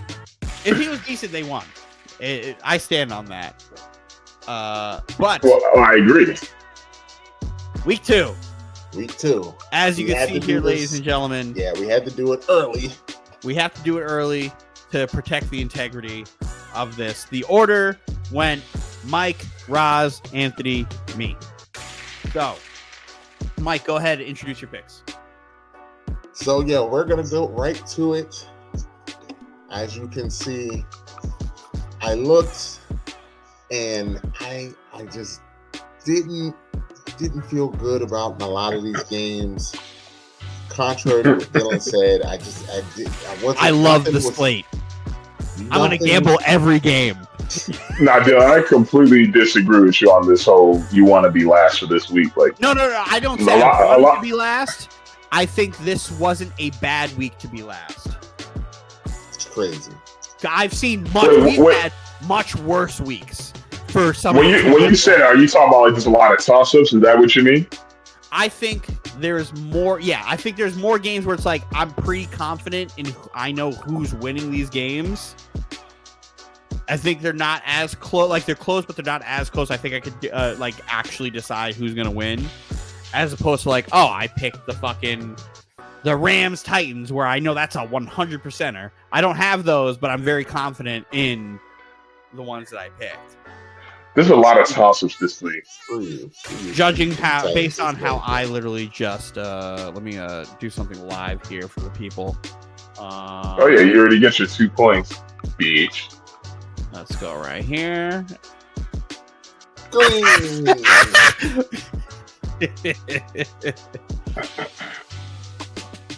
right, let's get that back. Right, there we go. All right, let's get it together. Right. Fuck it, fucking Commanders. So if there was one thing that I looked and I knew I would reign true, it's that the Saints stink. Saints stink. The Saints stink. Dylan might believe in Mac Jones.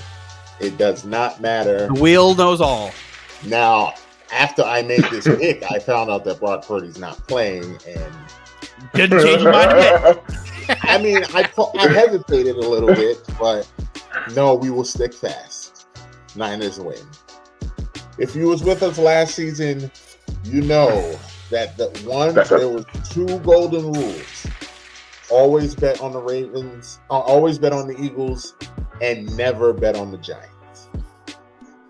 We will see if that rule reigns true, as we will go Cowboys. I liked the way the Cowboys looked. Even though they lost, I thought they looked good. I thought the Giants did not look bad, but I do not think the Giants can score with this Cowboys team. If Russell Wilson's starting, never pick the Giants with Russell Wilson starting. If this is Jameis, I'd be like, this is a game I'm staying away from. But I think it's just week 1 rest for Wilson. I think he'll bounce back. Give me the Cowboys. And then I was struggling with this last game. And then I saw it, and I'm like, you truly dropped the ball, not taking away the Ravens from Roz. Because that was the game I wanted. But Roz is in an undisclosed location, and I figured it was going to cause chaos if I took the Ravens like I wanted to. We never would have been able to get a hold of him. So, and it's going to come back to, and Dylan, mark my words, it's going to come back to bite me. It's going to come back to bite me because the Bengals are going to lose to Jacksonville. And the Ravens are going to win by a zillion. Let's say that's not how you spell it. I know. Yeah. But Bengals, 1-pointer will go. Roz. There you go, Mike. Much like a Bengal Tiger and a Jaguar. Yeah. That pick might bite you in the ass. One of those cats. Mike, I'm scared for your 3-point pick, man. I am not. I don't know if that's not playing. The George Kittle's not playing either. The Niners Kittle's out for like 3 weeks. To make Spencer Rattler look like dog shit. The Niners. If Salah going to do anything, Salah going to make that guy look like exactly who he is. The Niners defense should be good enough to win this game. Run the football. Use McCaffrey in the short field. Just make it work.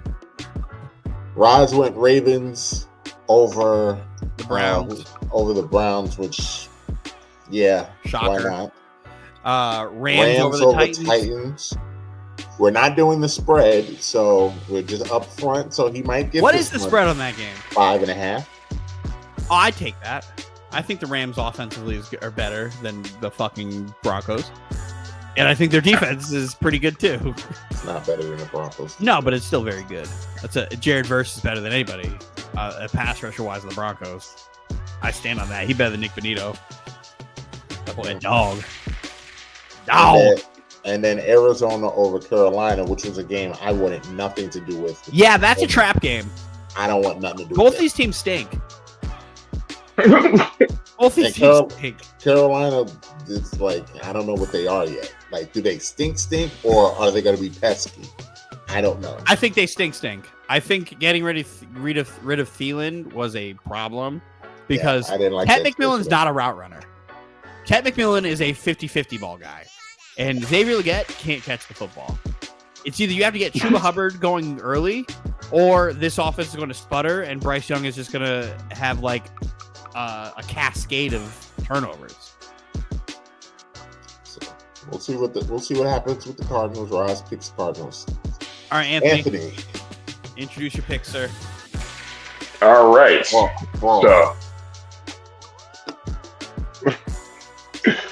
So my 3-point pick, I have the Chargers beating the Raiders on Monday night. Do you have that because you saw Brock Bowers probably not going to play?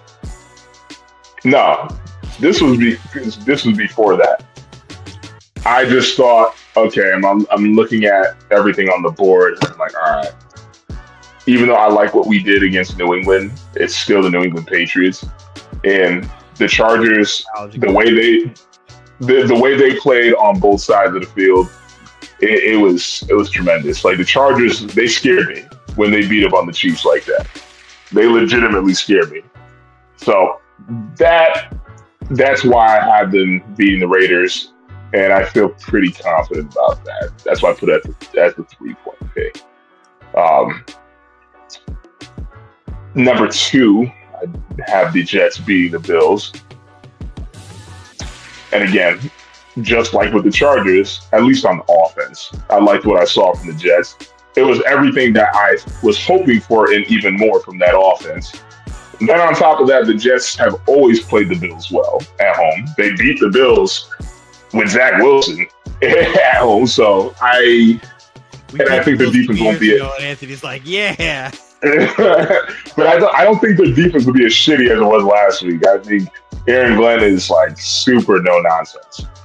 Like not a good defensive coach.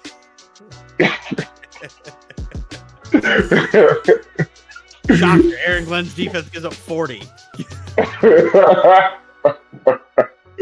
If you guys can put up 32 on the Steelers, you could put up 35 on the Bills. And they'll Bills have a better defense. They'll put up 40. my hope is that back against the better team down 3 scores. I don't know. Last time Josh Allen played us, they dropped 44 on us. Tyrod Taylor was the only quarterback who scored for the Jets. Hey, it's a new week, man. Every week is different. Yeah. Let me see. The one pick, I just picked the Lions. Like I said, I'm not that worried about Detroit. I think it was just week 1, trying to understand the system, trying to get acclimated. That's all it is. What I saw from the Bears is that typical Bears shit. So I feel very confident the Lions winning that game. All right. So, Mike, do you remember the rule that I had last year? No. It was besides always picking against the Raiders. Yes, it was the whoever offense. I'm running the whoever offense again this year, but this time Miami is my victim. It's the whoever offense against the Miami Dolphins. And in case you guys don't keep up with the Beretta Boys live every Sunday after Sunday Night Football, there is a new weekly award that we are giving out every week. It started off at the beginning of the show as the Beretta Boys Live Ass Player of the Week, where every week we pick the player who is most ass and give them the award and a round of applause. Since the beginning of that show to the end of the show, the name of that award has changed. We named it after the inaugural Ass Player of the Week. So instead of being the Beretta Boys Ass Player of the Week, it is the Tua Tagovailoa Ass Player of the Week. So whoever wins that award weekly will get the Tua Tagovailoa Ass Player of the Week, or as I like to call him, Tua turn the ball over. Because so whoever offense is being run, anybody versus Miami, I'm picking the Patriots. My 2 pick, as you can see, I already won that. I got the green on it. I am very confident in this Green Bay Packer team. I was very confident against this Washington Commanders team just because I saw how the Commanders offense looked against the fucking Giants. The Packers defense is better than the Giants defense. And I know that this team is looking to score in good bunches. They had a little tough time tonight, but they did look really good offensively. Micah Parsons is such a game changer for this defense. This team really has a chance to be one of the best teams in the league, top 5 defense in the league as well. So I will always kind of look that way for it. And then for my 1 pick, I picked the Bucs over the Texans. Just because that fucking Texans offensive line is so fucking bad. I believe the Bucs offense can really work a little bit against the defense to put points up. I think they're just going to wreak havoc, and Todd Bowles is going to blitz the shit out of CJ Stroud and that team. It's going to be very difficult for them to move the ball. It's probably going to be a low-scoring game, but I'm confident in the Bucs getting that 1 point. Okay. And I'll tell you. Go ahead, Anthony. I'll tell you real quick that I'll be honest. The same thing with Mike. I don't love your 3-point pick either. Because when I was making my picks, I was looking hard at that Patriots Dolphins game. And I was like, I can't do it. Because I can easily see Miami winning that game. That's the problem. I can't. I absolutely can see Miami, in those weapons, Waddle and Hill getting their act together and beating the Patriots at home. Something that they've been doing very well for a very long time. Again, we're talking about the Patriots here. Like, I understand. I don't know. I think the Patriots defense is pretty good, right? Their offense scares me, but the thing that's in the Patriots' favor is that Dolphins offensive line is so fucking bad. So they have one of the 3 worst offensive lines in football. Hands down, no ifs, ands, or buts about it. If Vrabel is going to do anything, he's going to apply pressure, right? And as long as the Patriots can run the football, they will win this game. Miami's defense is dog shit. Dog shit. They have a terrible defense top to bottom. They have, again, top 3 worst offensive lines in football. Tua's going to get scrambled up. And the thing with Tua turnovers, if he starts to turn over the ball, they come in waves. It's a snowball effect. If he gives you one, he's going to give you another one. And he's probably going to give you another one. So that's why it's like I'm very confident in this Patriot team beating them. Whether it's by 2 points or 1 billion points, I think they get it done. It's just a matter of how. And I'm confident in that. So something I did kind of on my own without really telling the group here is I decided I was going to lump together a bunch of our picks from here and put them in parlays. I've been calling the full split parlay. So far, we are undefeated, boys. We are undefeated. I took 3 of our games last week. I put $5 on it, and I won 15. There you go. There you go. go. Who are wondering, I took. Where is it? There is. I took the Eagles. I took the Commanders. I took the Bengals, and I took the Broncos. All money line, $5 to win $15. I got to it a little late tonight, but my parlay this week, I didn't get to the Packers. I picked the Packers, obviously, because I picked them. But I got to them while they were already up 14, so the line wasn't great on it. I took the Packers at minus 1,000, but I parlayed that with San Francisco, Baltimore, the Rams, the Cowboys, and the Chargers. I put $10 from my winnings last week to win 52. So let's see if we can go 2-0, and let's see if we can keep this momentum going, because if we can keep this going and I can get it going for at least 5 weeks, we're winning some decent money, and then I'll treat the boys because y'all are helping me make my picks. We love it. So we'll see how far this goes. Also, Derrick Henry anytime touchdown score. Free money. It's free money. Bet on it. It's free real estate. And that's all I got, sir. All right. So that is our first fantasy focus of the season. How it goes. We make picks every week.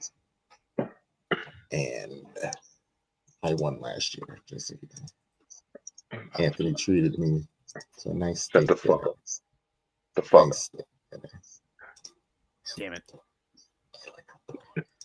So hard to keep fucking monitor of this. It's like every 45 minutes, and there's no way to change it. So it's only 2 things. Dylan, I was gonna skip the WNBA, but tonight was the season finale. I was just gonna ask you who was the MVP. He ended the season with your favorite stat, Dylan. Efficiency? 50, 40, 90. Oh, shit. He finished the season 50, 40, 90. Second time in WNBA history. Oh. Like, there's no debate on this at all. But No, we all know there's absolutely no, there's absolutely a debate. Well, I know who's MVP. I clearly know who's MVP. It's not Caitlin Clark. No, it is not. It's not Caitlin Clark. I feel like there was Gatorade on that. I think there was. Go to the chat. Was there Gatorade? I think there was. I don't know if you gave him an injury out though. I can't. No, I don't think. I don't think I took one. So I think I do owe you Gatorade. Yeah, we were just Mike. I got the I could get the field. He goes, you get the field. It doesn't matter. Like, well, that's terrible. Yes. Yeah. Even if Clark, he put up the same numbers. No. Hold on. Wait. Because I truly believe if Clark had stayed healthy, she would have won MVP this year. It's that damn injury bug. That her hamstring exploded. Her groin exploded. My bad. Yeah. If she put up the numbers that she had before she was like injured, she would have lost. She would not have. She would have been maybe top 5. But she wouldn't have finished above Asia or Nafisa. She would have progressed through the season, man. She would have progressed. She wouldn't have. Wait, what are we doing here? Like, she wouldn't have. She is who she is. So we're just gonna hate now. Let me take my just like when the Aces got the doors blown off of them in that game. I forgot what team it was. Everyone predicted them winning 15 in a row, and Asia Wilson going on an all-world tear, right? We all predicted that. They haven't lost since. Yeah. Yeah. So we all predicted that. They haven't lost since. I know. So we all predicted that. Well, I didn't predict them not losing again. But I knew. So we just think if Clark has a couple down games, she's going to be down the whole season. If you give somebody long enough, they will remind you why they're great. Asia Wilson is an all-time great, And why does that not pertain to Clark after what she did last year?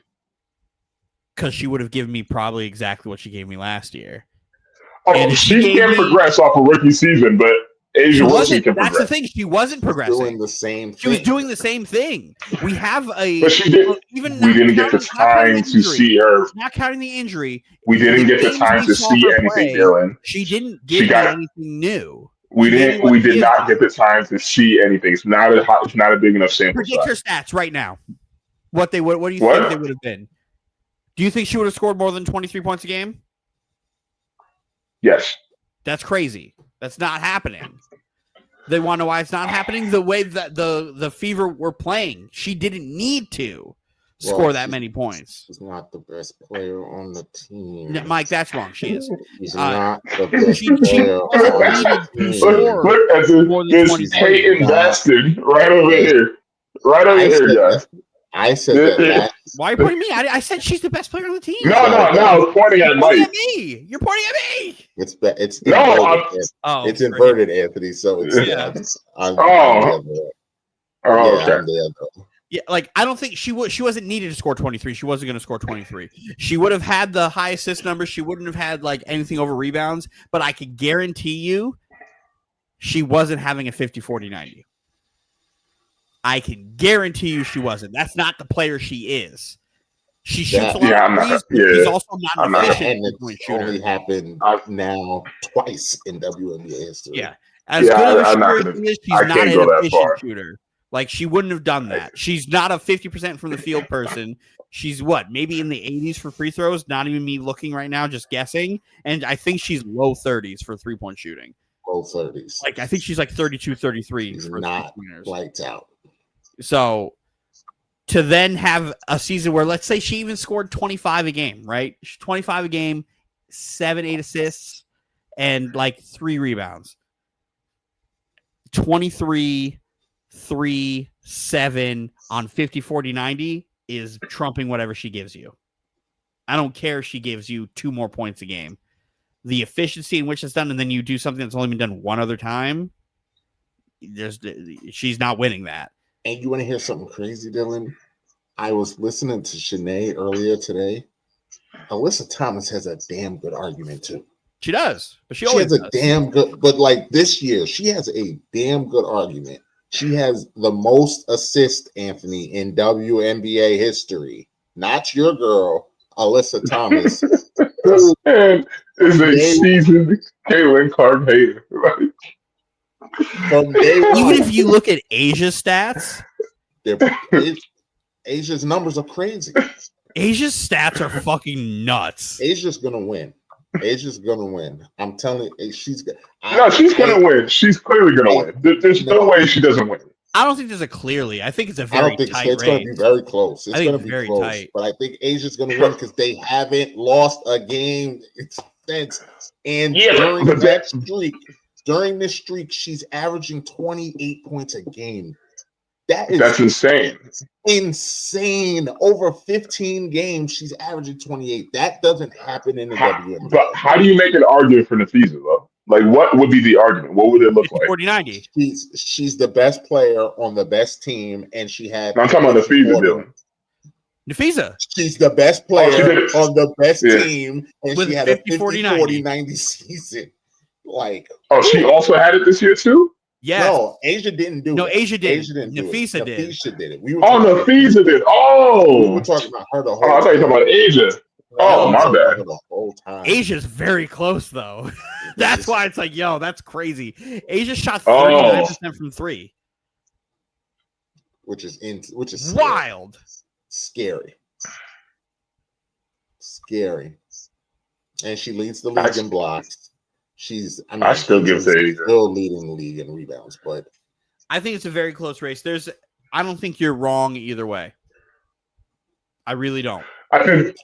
I think they'll probably give it to Nafisa based off of the fact that she's on the best team and whatnot.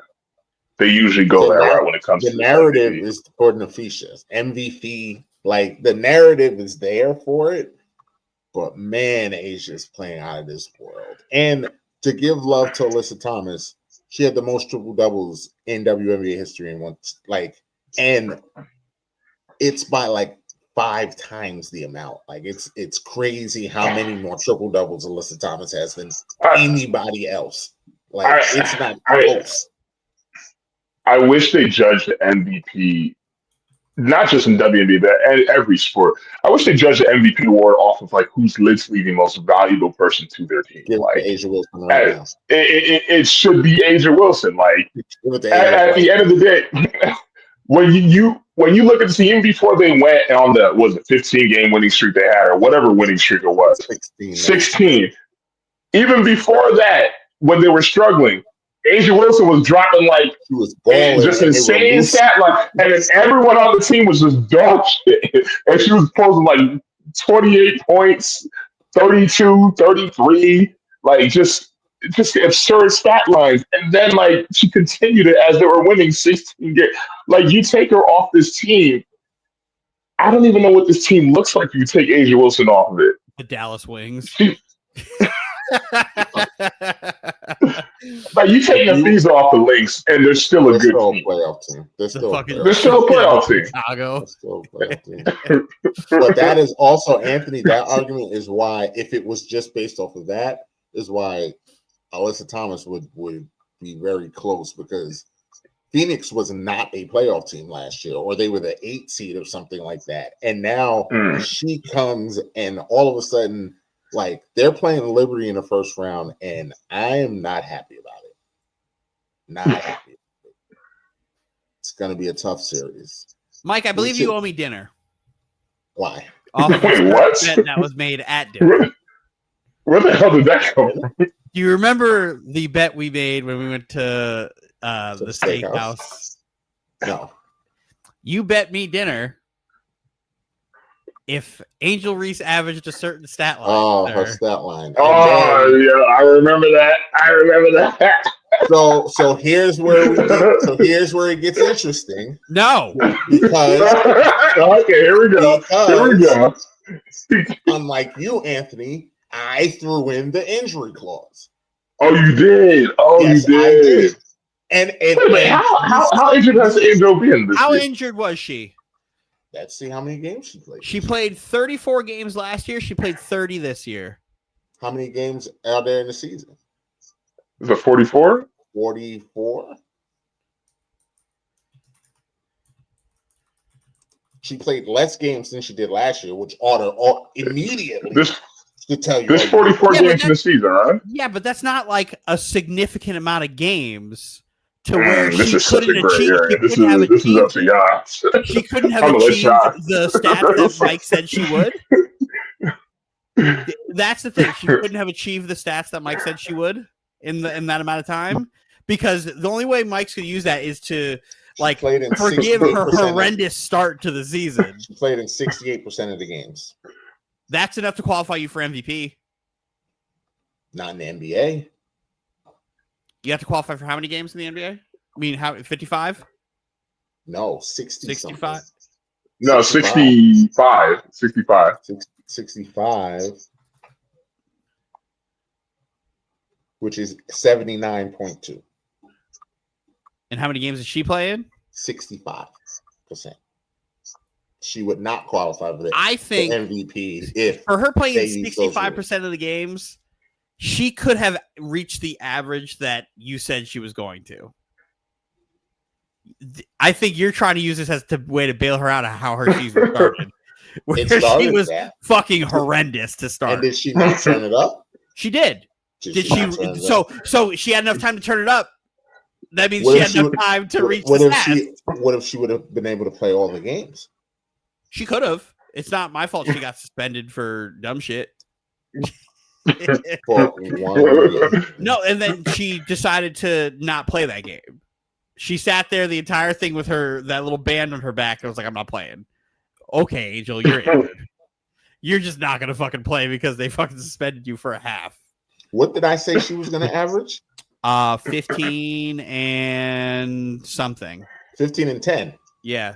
She finished the season with 14.7 points a game. Is that 15? Did she play enough games, Dylan? Did she play enough games now, Dylan? I think she did. If she would have played 4 games, she wouldn't have got 15. She could have. She could This have. is so between y'all. Oh She man. absolutely could have. Exactly.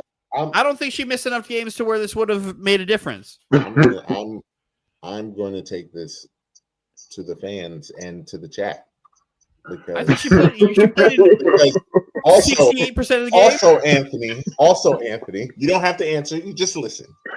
Do you remember a certain argument that me and Dylan had when we were going back and forth about the point averaging up and averaging down? Because 14.7 would be 15, wouldn't it? I'm going to go based off what Basketball Reference says. Would be 15. And Basketball Reference says to me, share screen, Angel Reese. Oh, hello, Asian man. Does that say 15? 14.7, just like I said. 14 point. Does that say 15? There we go. That's how I'm going, baby. If it's not 15 on the dot, I'm definitely. I would have given you anything above 15, though. But it was below 15. Even still, you're wrong. Definitely bringing this to the fellas. I'm definitely. Dylan said, "Pay him his money." Pay me what? Anthony, you also owe me dinner. I do owe you dinner. I'm collecting. I'm here to collect. So Anthony, without the golden child, do you think the Fever have a chance against Atlanta in the dream? No. No.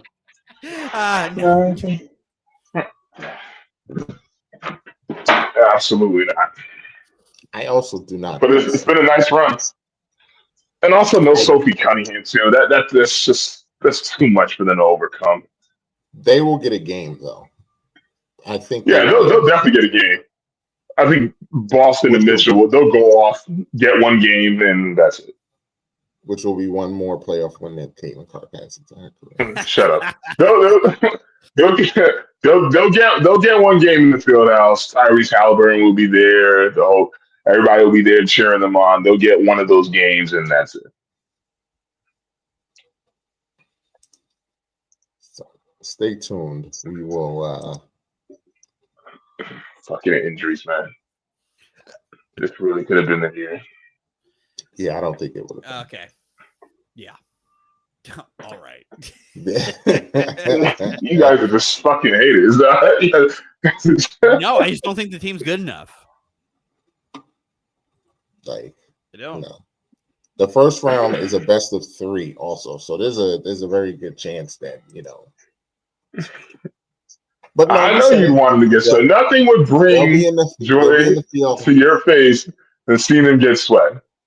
They'll be in the field house, and Halliburton will be there waving his towel, and let's go. See a red, and then Ryan Howard is gonna stick the dagger in your heart. Can't wait. I just don't think the Fever is built for playoff basketball. Caitlin Clark doesn't do well in physical settings like that. So even if she was there, they wasn't gonna beat the Dream. I don't think this is what I hate so much because I can't say nothing to this because she's fucking hurt and she can't play. I can't say let's wait a week so I can prove both of you guys wrong and show that you guys are just wrong and eating your fucking words. I can't even do that because she's fucking injured. So I literally have to wait till next year for you guys to eat your damn words. They also play her physical during the year, and she does not do well with it. Playoffs are different. She also is really not good away. Her stats at away games are awful. Her 3-point shooting away was awful. Her field goal percentage, her turnovers, and her 3-point shooting away games are all terrible. All of her. I'm gonna keep it straight. She had a down year this year. She had a down year. The injuries didn't help. She's very good in pro Clark settings. In non-pro Clark settings, she's not very good. Which doesn't really make sense if you think about how many of those away games are truly away games for the Fever. A lot still. A lot are still like that. A lot of those are a lot of those Fever road games. You get Fever people who go to takeovers. see Clark, but are also fans of the home team. So they go to watch Clark, but they're also there not to see her win. And let me tell but you, it's like the Valkyrie are a good example of that, where they played her. I'm not saying all of them, but every time she touched the ball, they were booing the fuck out of her. And that was going to go to my point. Team. That was going to go to my point. Let me tell you, outside of the Fever and outside of her fans, the Fever are not very popular around the league. They very much give me a Patriots vibe. Their fans are very passionate and loud. Everyone else does not like them. The problem with what you just into one of the biggest villains in the league, and I can't believe it, but she is hated around the league. Well, I love that because I love Leah Boston. She's my second favorite player. But anyways, the one problem what you said is that her fans are a pretty big portion of the league, like pretty damn big. Her fans are everywhere. And yes, I'm not saying every arena is a takeover, but there are some arenas they go to where it is a damn near Fever takeover. All right, Washington. Yeah, the teams that don't have fucking fan bases. Washington, Dallas. She ain't pulling that stuff in New York. No, damn sure is not doing that. Of course she's not pulling in New York. Seattle, no. LA. They're talking about teams who have like top players. Like LA. LA do, and she pulls in LA. She might have some fans. She might get some in LA, but she might get some. Phoenix, but they're gonna go for the Sparks every time. Phoenix, the Sparks do have a good fan base though. Yeah, and Atlanta probably. She probably has some fans in Atlanta. No, she has fans in Atlanta. I remember that road game. They took over Atlanta. They won't take over Atlanta this weekend. Nobody's gonna watch that series. Dylan, this is what I'm talking about. How poorly run the WNBA is. Not all of them, but the playoffs start Sunday. I haven't seen a single ad. Sunday. Why are you going up against the NFL? Why would you do that? Why would you not start Saturday? Like, I understand college football. I understand. Start Saturday. Take on college football. That's not when you're gonna win. That's like what kind of shit is that? They're gonna be They're not gonna be college football. The fuck? They should. It's like who you want to get clobbered by. They should start it on a Friday night where they could just like go against the MAC and win that. You're not going to go against our four. Just scatter the games throughout the week when you can win. You have to try to monopolize the audience. You can't go and try to invade where the NFL is. You'll lose every single fucking time. You can't invade major college football day, so you can't do Saturday. So you really have like Tuesday, Wednesday, Friday. Because Thursday you're going to lose the NFL. Friday you're really only competing against the MAC. And then Tuesday and Wednesday. Tuesday, Wednesday, Friday. That's it. The MAC, you could win the MAC. Tuesday, Wednesday, Friday. You're watch fucking University of Buffalo versus fucking Miami of Ohio. They're going to win Friday because they're going to put Asia Wilson or they're going to put the Liberty on. Like, they're going to win Friday. They'll win the SmackDown. That sucks. This thing is SmackDown. SmackDown. You know how many viewers SmackDown pulls a week, Anthony? Yeah, millions. They still pull like millions of SmackDown pulls a week. Well, listen, if you're talking about which one's going to be the least of the bleeding, you put it against SmackDown. You don't put it up against NFL and college football.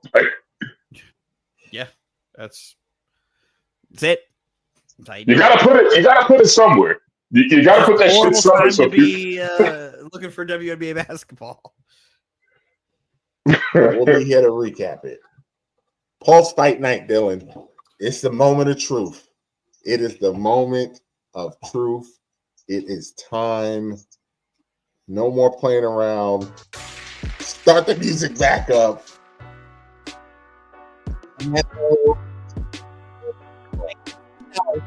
other fight on this card? No. No. I mean, if you want to do the co-main event, No, I'm saying without looking. Name one. Nope. A dip. Nope. Lost $5, sir.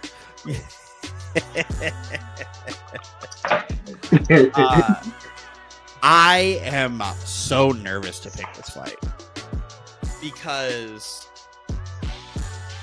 Canelo could easily gas himself out like he fucking does. Ooh. But he could also take Crawford out early.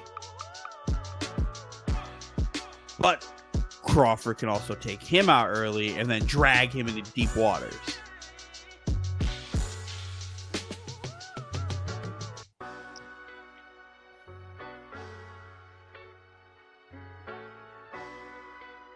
I need to see the betting odds.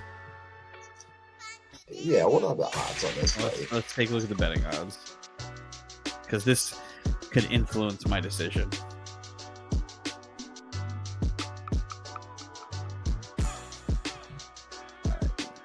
Canelo versus Crawford odds. It's a fucking pick 'em. Canelo's the favorite. Minus 165 and plus 135 for Crawford. I'm not betting on this fight.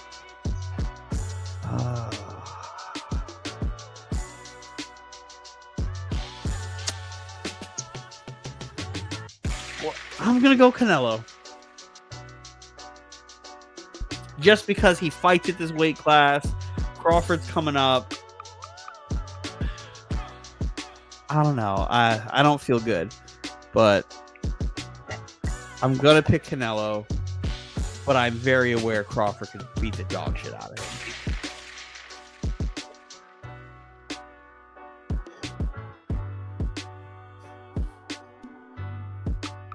I too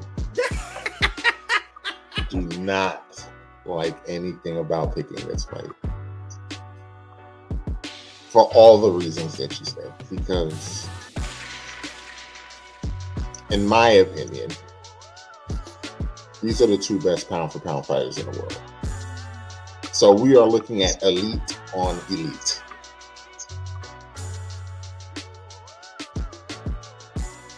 I will say that I will have a pretty good idea about how this fight's going to go by about round 3. Yep. By about the 3rd or 4th round, if we get there, I will know how this fight's going to go. Because if Canelo can bully him, he's going to be in for a long fight. If he can't bully Crawford, Canelo's going to have a long Hit a lot. night. He's going to get hit a lot. He's going to have a long He's going to get hit a lot. He's going to get gassed out. night. And then he's going to try to just like hit him with just a 1-2 and try to end it. And then Crawford's like, ding, ding, ding, ding, ding, ding, ding, ding, ding. But last time I picked against Crawford, I looked fucking stupid. So I'm prepared to have an egg on my face again. My brain, my boxing IQ. I want to pick Crawford so bad. My boxing IQ is going Canelo. He's bigger. He's used to this weight class. I feel like Canelo has fought better competition than Crawford over the course of his career. That's fair.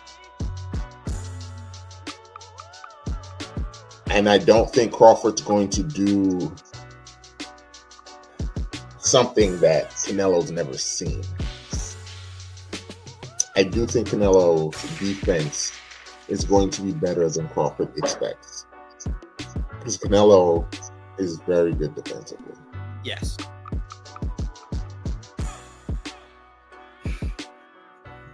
But I've learned not to bet against Crawford.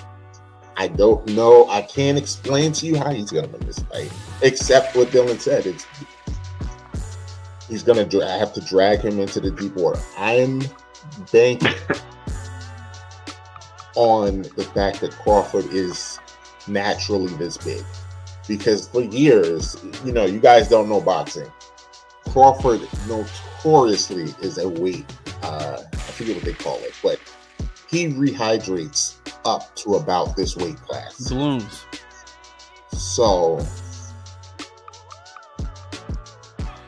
I'm just hoping that Canelo's power is not too much, because if it's not, I think Crawford is a better boxer. I think Canelo's a better defensive fighter, but I think Crawford is a better boxer. And because of that, I'm going to go Crawford by decision, because I've never seen Canelo hurt. So remember that one fight like 3 years ago we watched? Buzzed him or somebody. I think I've seen him buzzed a couple times. It was like this one fight. It was right around the Spence Crawford fight where Canelo, like 2 weeks prior to that, fought that one no-name dude, and he got gassed, and then he was just piecing Canelo up. And I was like, yeah, we was watching that together. We was like, this is crazy. The second half of that fight, we was like, yo, this is insane what's happening right now. Canelo's getting his ass beat right now. That shit was funny. But still, I've never really seen Canelo. And you know what's funny? I was saying the same thing about Spence. I had never seen Spence hurt. Not once. I saw him hurt a bunch of times. But I'm going to go Crawford by decision. I think he will just win probably at 8-4, 7-5. Canelo typically starts slow anyway, so yep. I think Crawford will sneak a victory, and I think it will be a very entertaining fight. I can't wait. I'm super excited. I can't wait. Stay tuned, Dylan. We will talk offline about maybe a post-game live. Because this fight is definitely a post-game live worthy. The only problem is it's going to be 1 a.m, so I don't know who will be watching. But hey, we do it for the love of the game. We do it for the love of the game. So yeah, maybe Dylan. Maybe post game live. If you're up, it's whatever. We'll figure it out. Anthony, you want to flip a coin, or you're good? Are you gonna be at a bar? This is that kind of fight, Anthony. Where like there's gonna be fight parties on Saturday. There's gonna be fight parties. I don't really care for boxing. Unless Jake Paul's fighting old men, he doesn't. If it's Jake Paul, I'll watch. But outside of that, I don't really care for boxing. This is what Jake Paul makes you think is going to happen in his fights. That's what's actually. Jake Paul keeps calling out Canelo, and Canelo's like, no. Yeah, Jake Paul versus Canelo. I'm there. I'm front row. I'm actually too good to be fighting you. Even with you being bigger, I would still pick Canelo in like beat the dog shit out of him. Like it wouldn't even be a fight. I wish Crawford was bigger because he would beat the dog shit out of Jake Paul. I wonder how this Gervonta stuff is going to work out. He's going to beat the dog shit out of Gervonta. Seeing how Jake Paul is like a foot taller.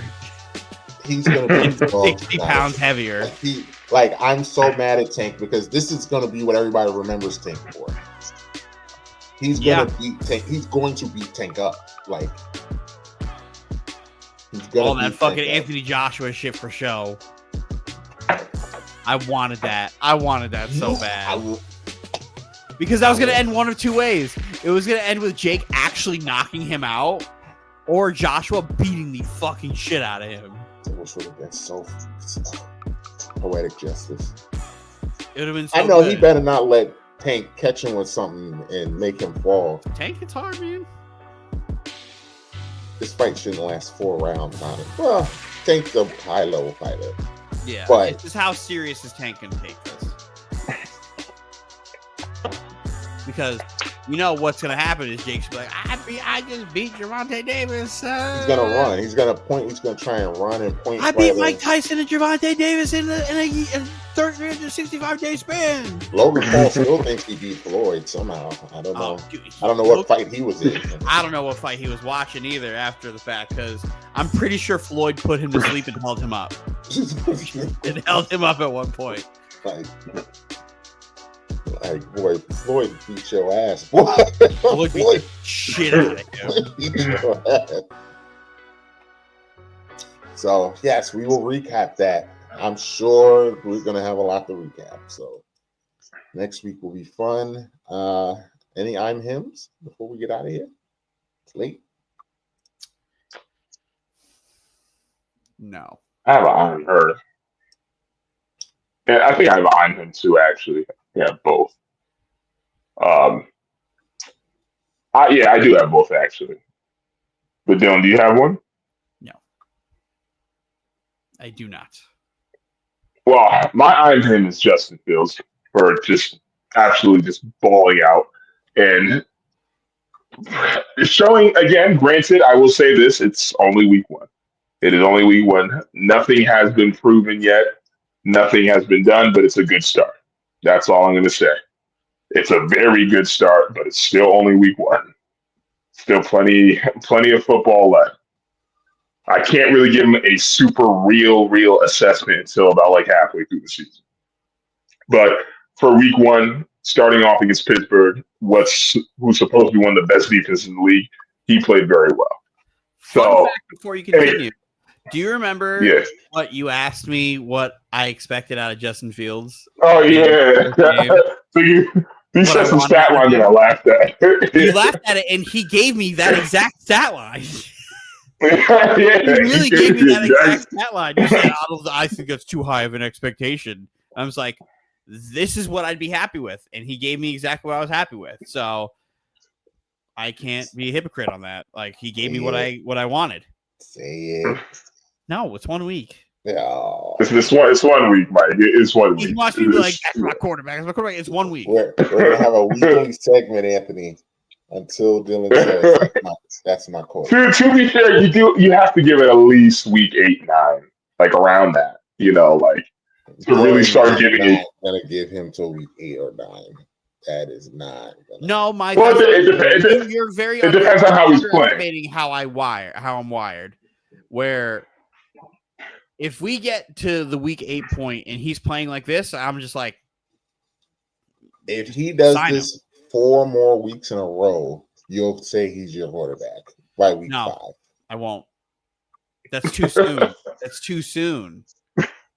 That's very much so too soon. 4 more weeks in a row. Remember, I watched Sam Darnold all last year telling you guys he's a pumpkin. He's a pumpkin. He will revert back. It's just the. So if he does this to Buffalo, Tampa, Miami, and Dallas, and Denver, you won't be saying this. What week is that now at that point? Is that week 7? Denver would be 2, 3, 4, 5, 6. Denver would be week 6. If he does that to high-level defenses like that, then we'll have a different conversation. That's my quarterback. Yeah, if we have, you still can't. You can't even crown him yet. That's too early. Like no, but that is a we might have him. Yeah, that's a we might have him type of conversation. Like no, it's the you'll have to ask me how I feel at the end of the season. Because I could very much be like, oh, yeah, that's him. And at the end of the season, be like, you know what? Maybe I'm not there. For what? Because I have to think in 4-year windows now because of the regime that I have. I think the first year here with Glenn is kind of a wash. I think he gets 5 years with us. So after this, like, all right, let's think 4-year plans. Did he play well enough for me to be like, yes, I can see him being the quarterback for this team for the next 10 years? Those are the questions we'll have to ask because that's the next contract he gets is a 5-6 year contract. So we have to wait. We have to be fair here. I also don't want to set myself up for fucking failure. Who's the her, Anthony? I'm her goes to one Miss AJ Lee. That is my I'm her right there. When she came back, man, I was geeking just like everybody else, man. 10 years, 10 goddamn years And then to find out like what was going on behind the scenes with her battles with mental health too as well, like that really resonated with me low key and shit. So I love that whole segment, just her coming back and just doing that crazy, just having that crazy ass psycho energy and shit. That shit was dope to me. So she definitely gets the honor. Let's slide it up.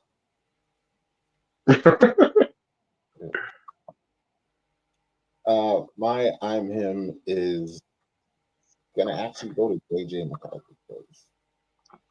JJ, Not for a trolling reason, but like the fortitude that he showed in his first game, it could be going as bad as it was going.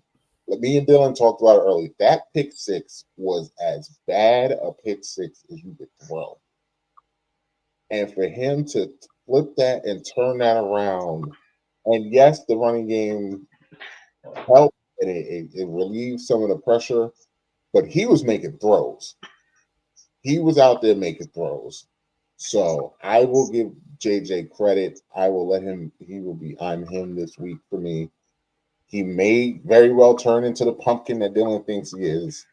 But for 1 week, one night, one quarter, one quarter, he was him. He was him. And he'll tell his grandchildren all about it. He would. It's like Brian Scalabrine said. He's like, once I'm old enough, I'll tell my kids I played. I'll tell them when I get to my grandkids, I'll tell my kids that I scored points in the NBA Finals. They won't know. Won't make no difference. So that is my I'm him. We are going to wrap this up. Thank you for joining us on a late night for us. But wherever you are, thank you. We will be back next week. For Anthony, Dylan, I am Mike, and we will bid you adieu.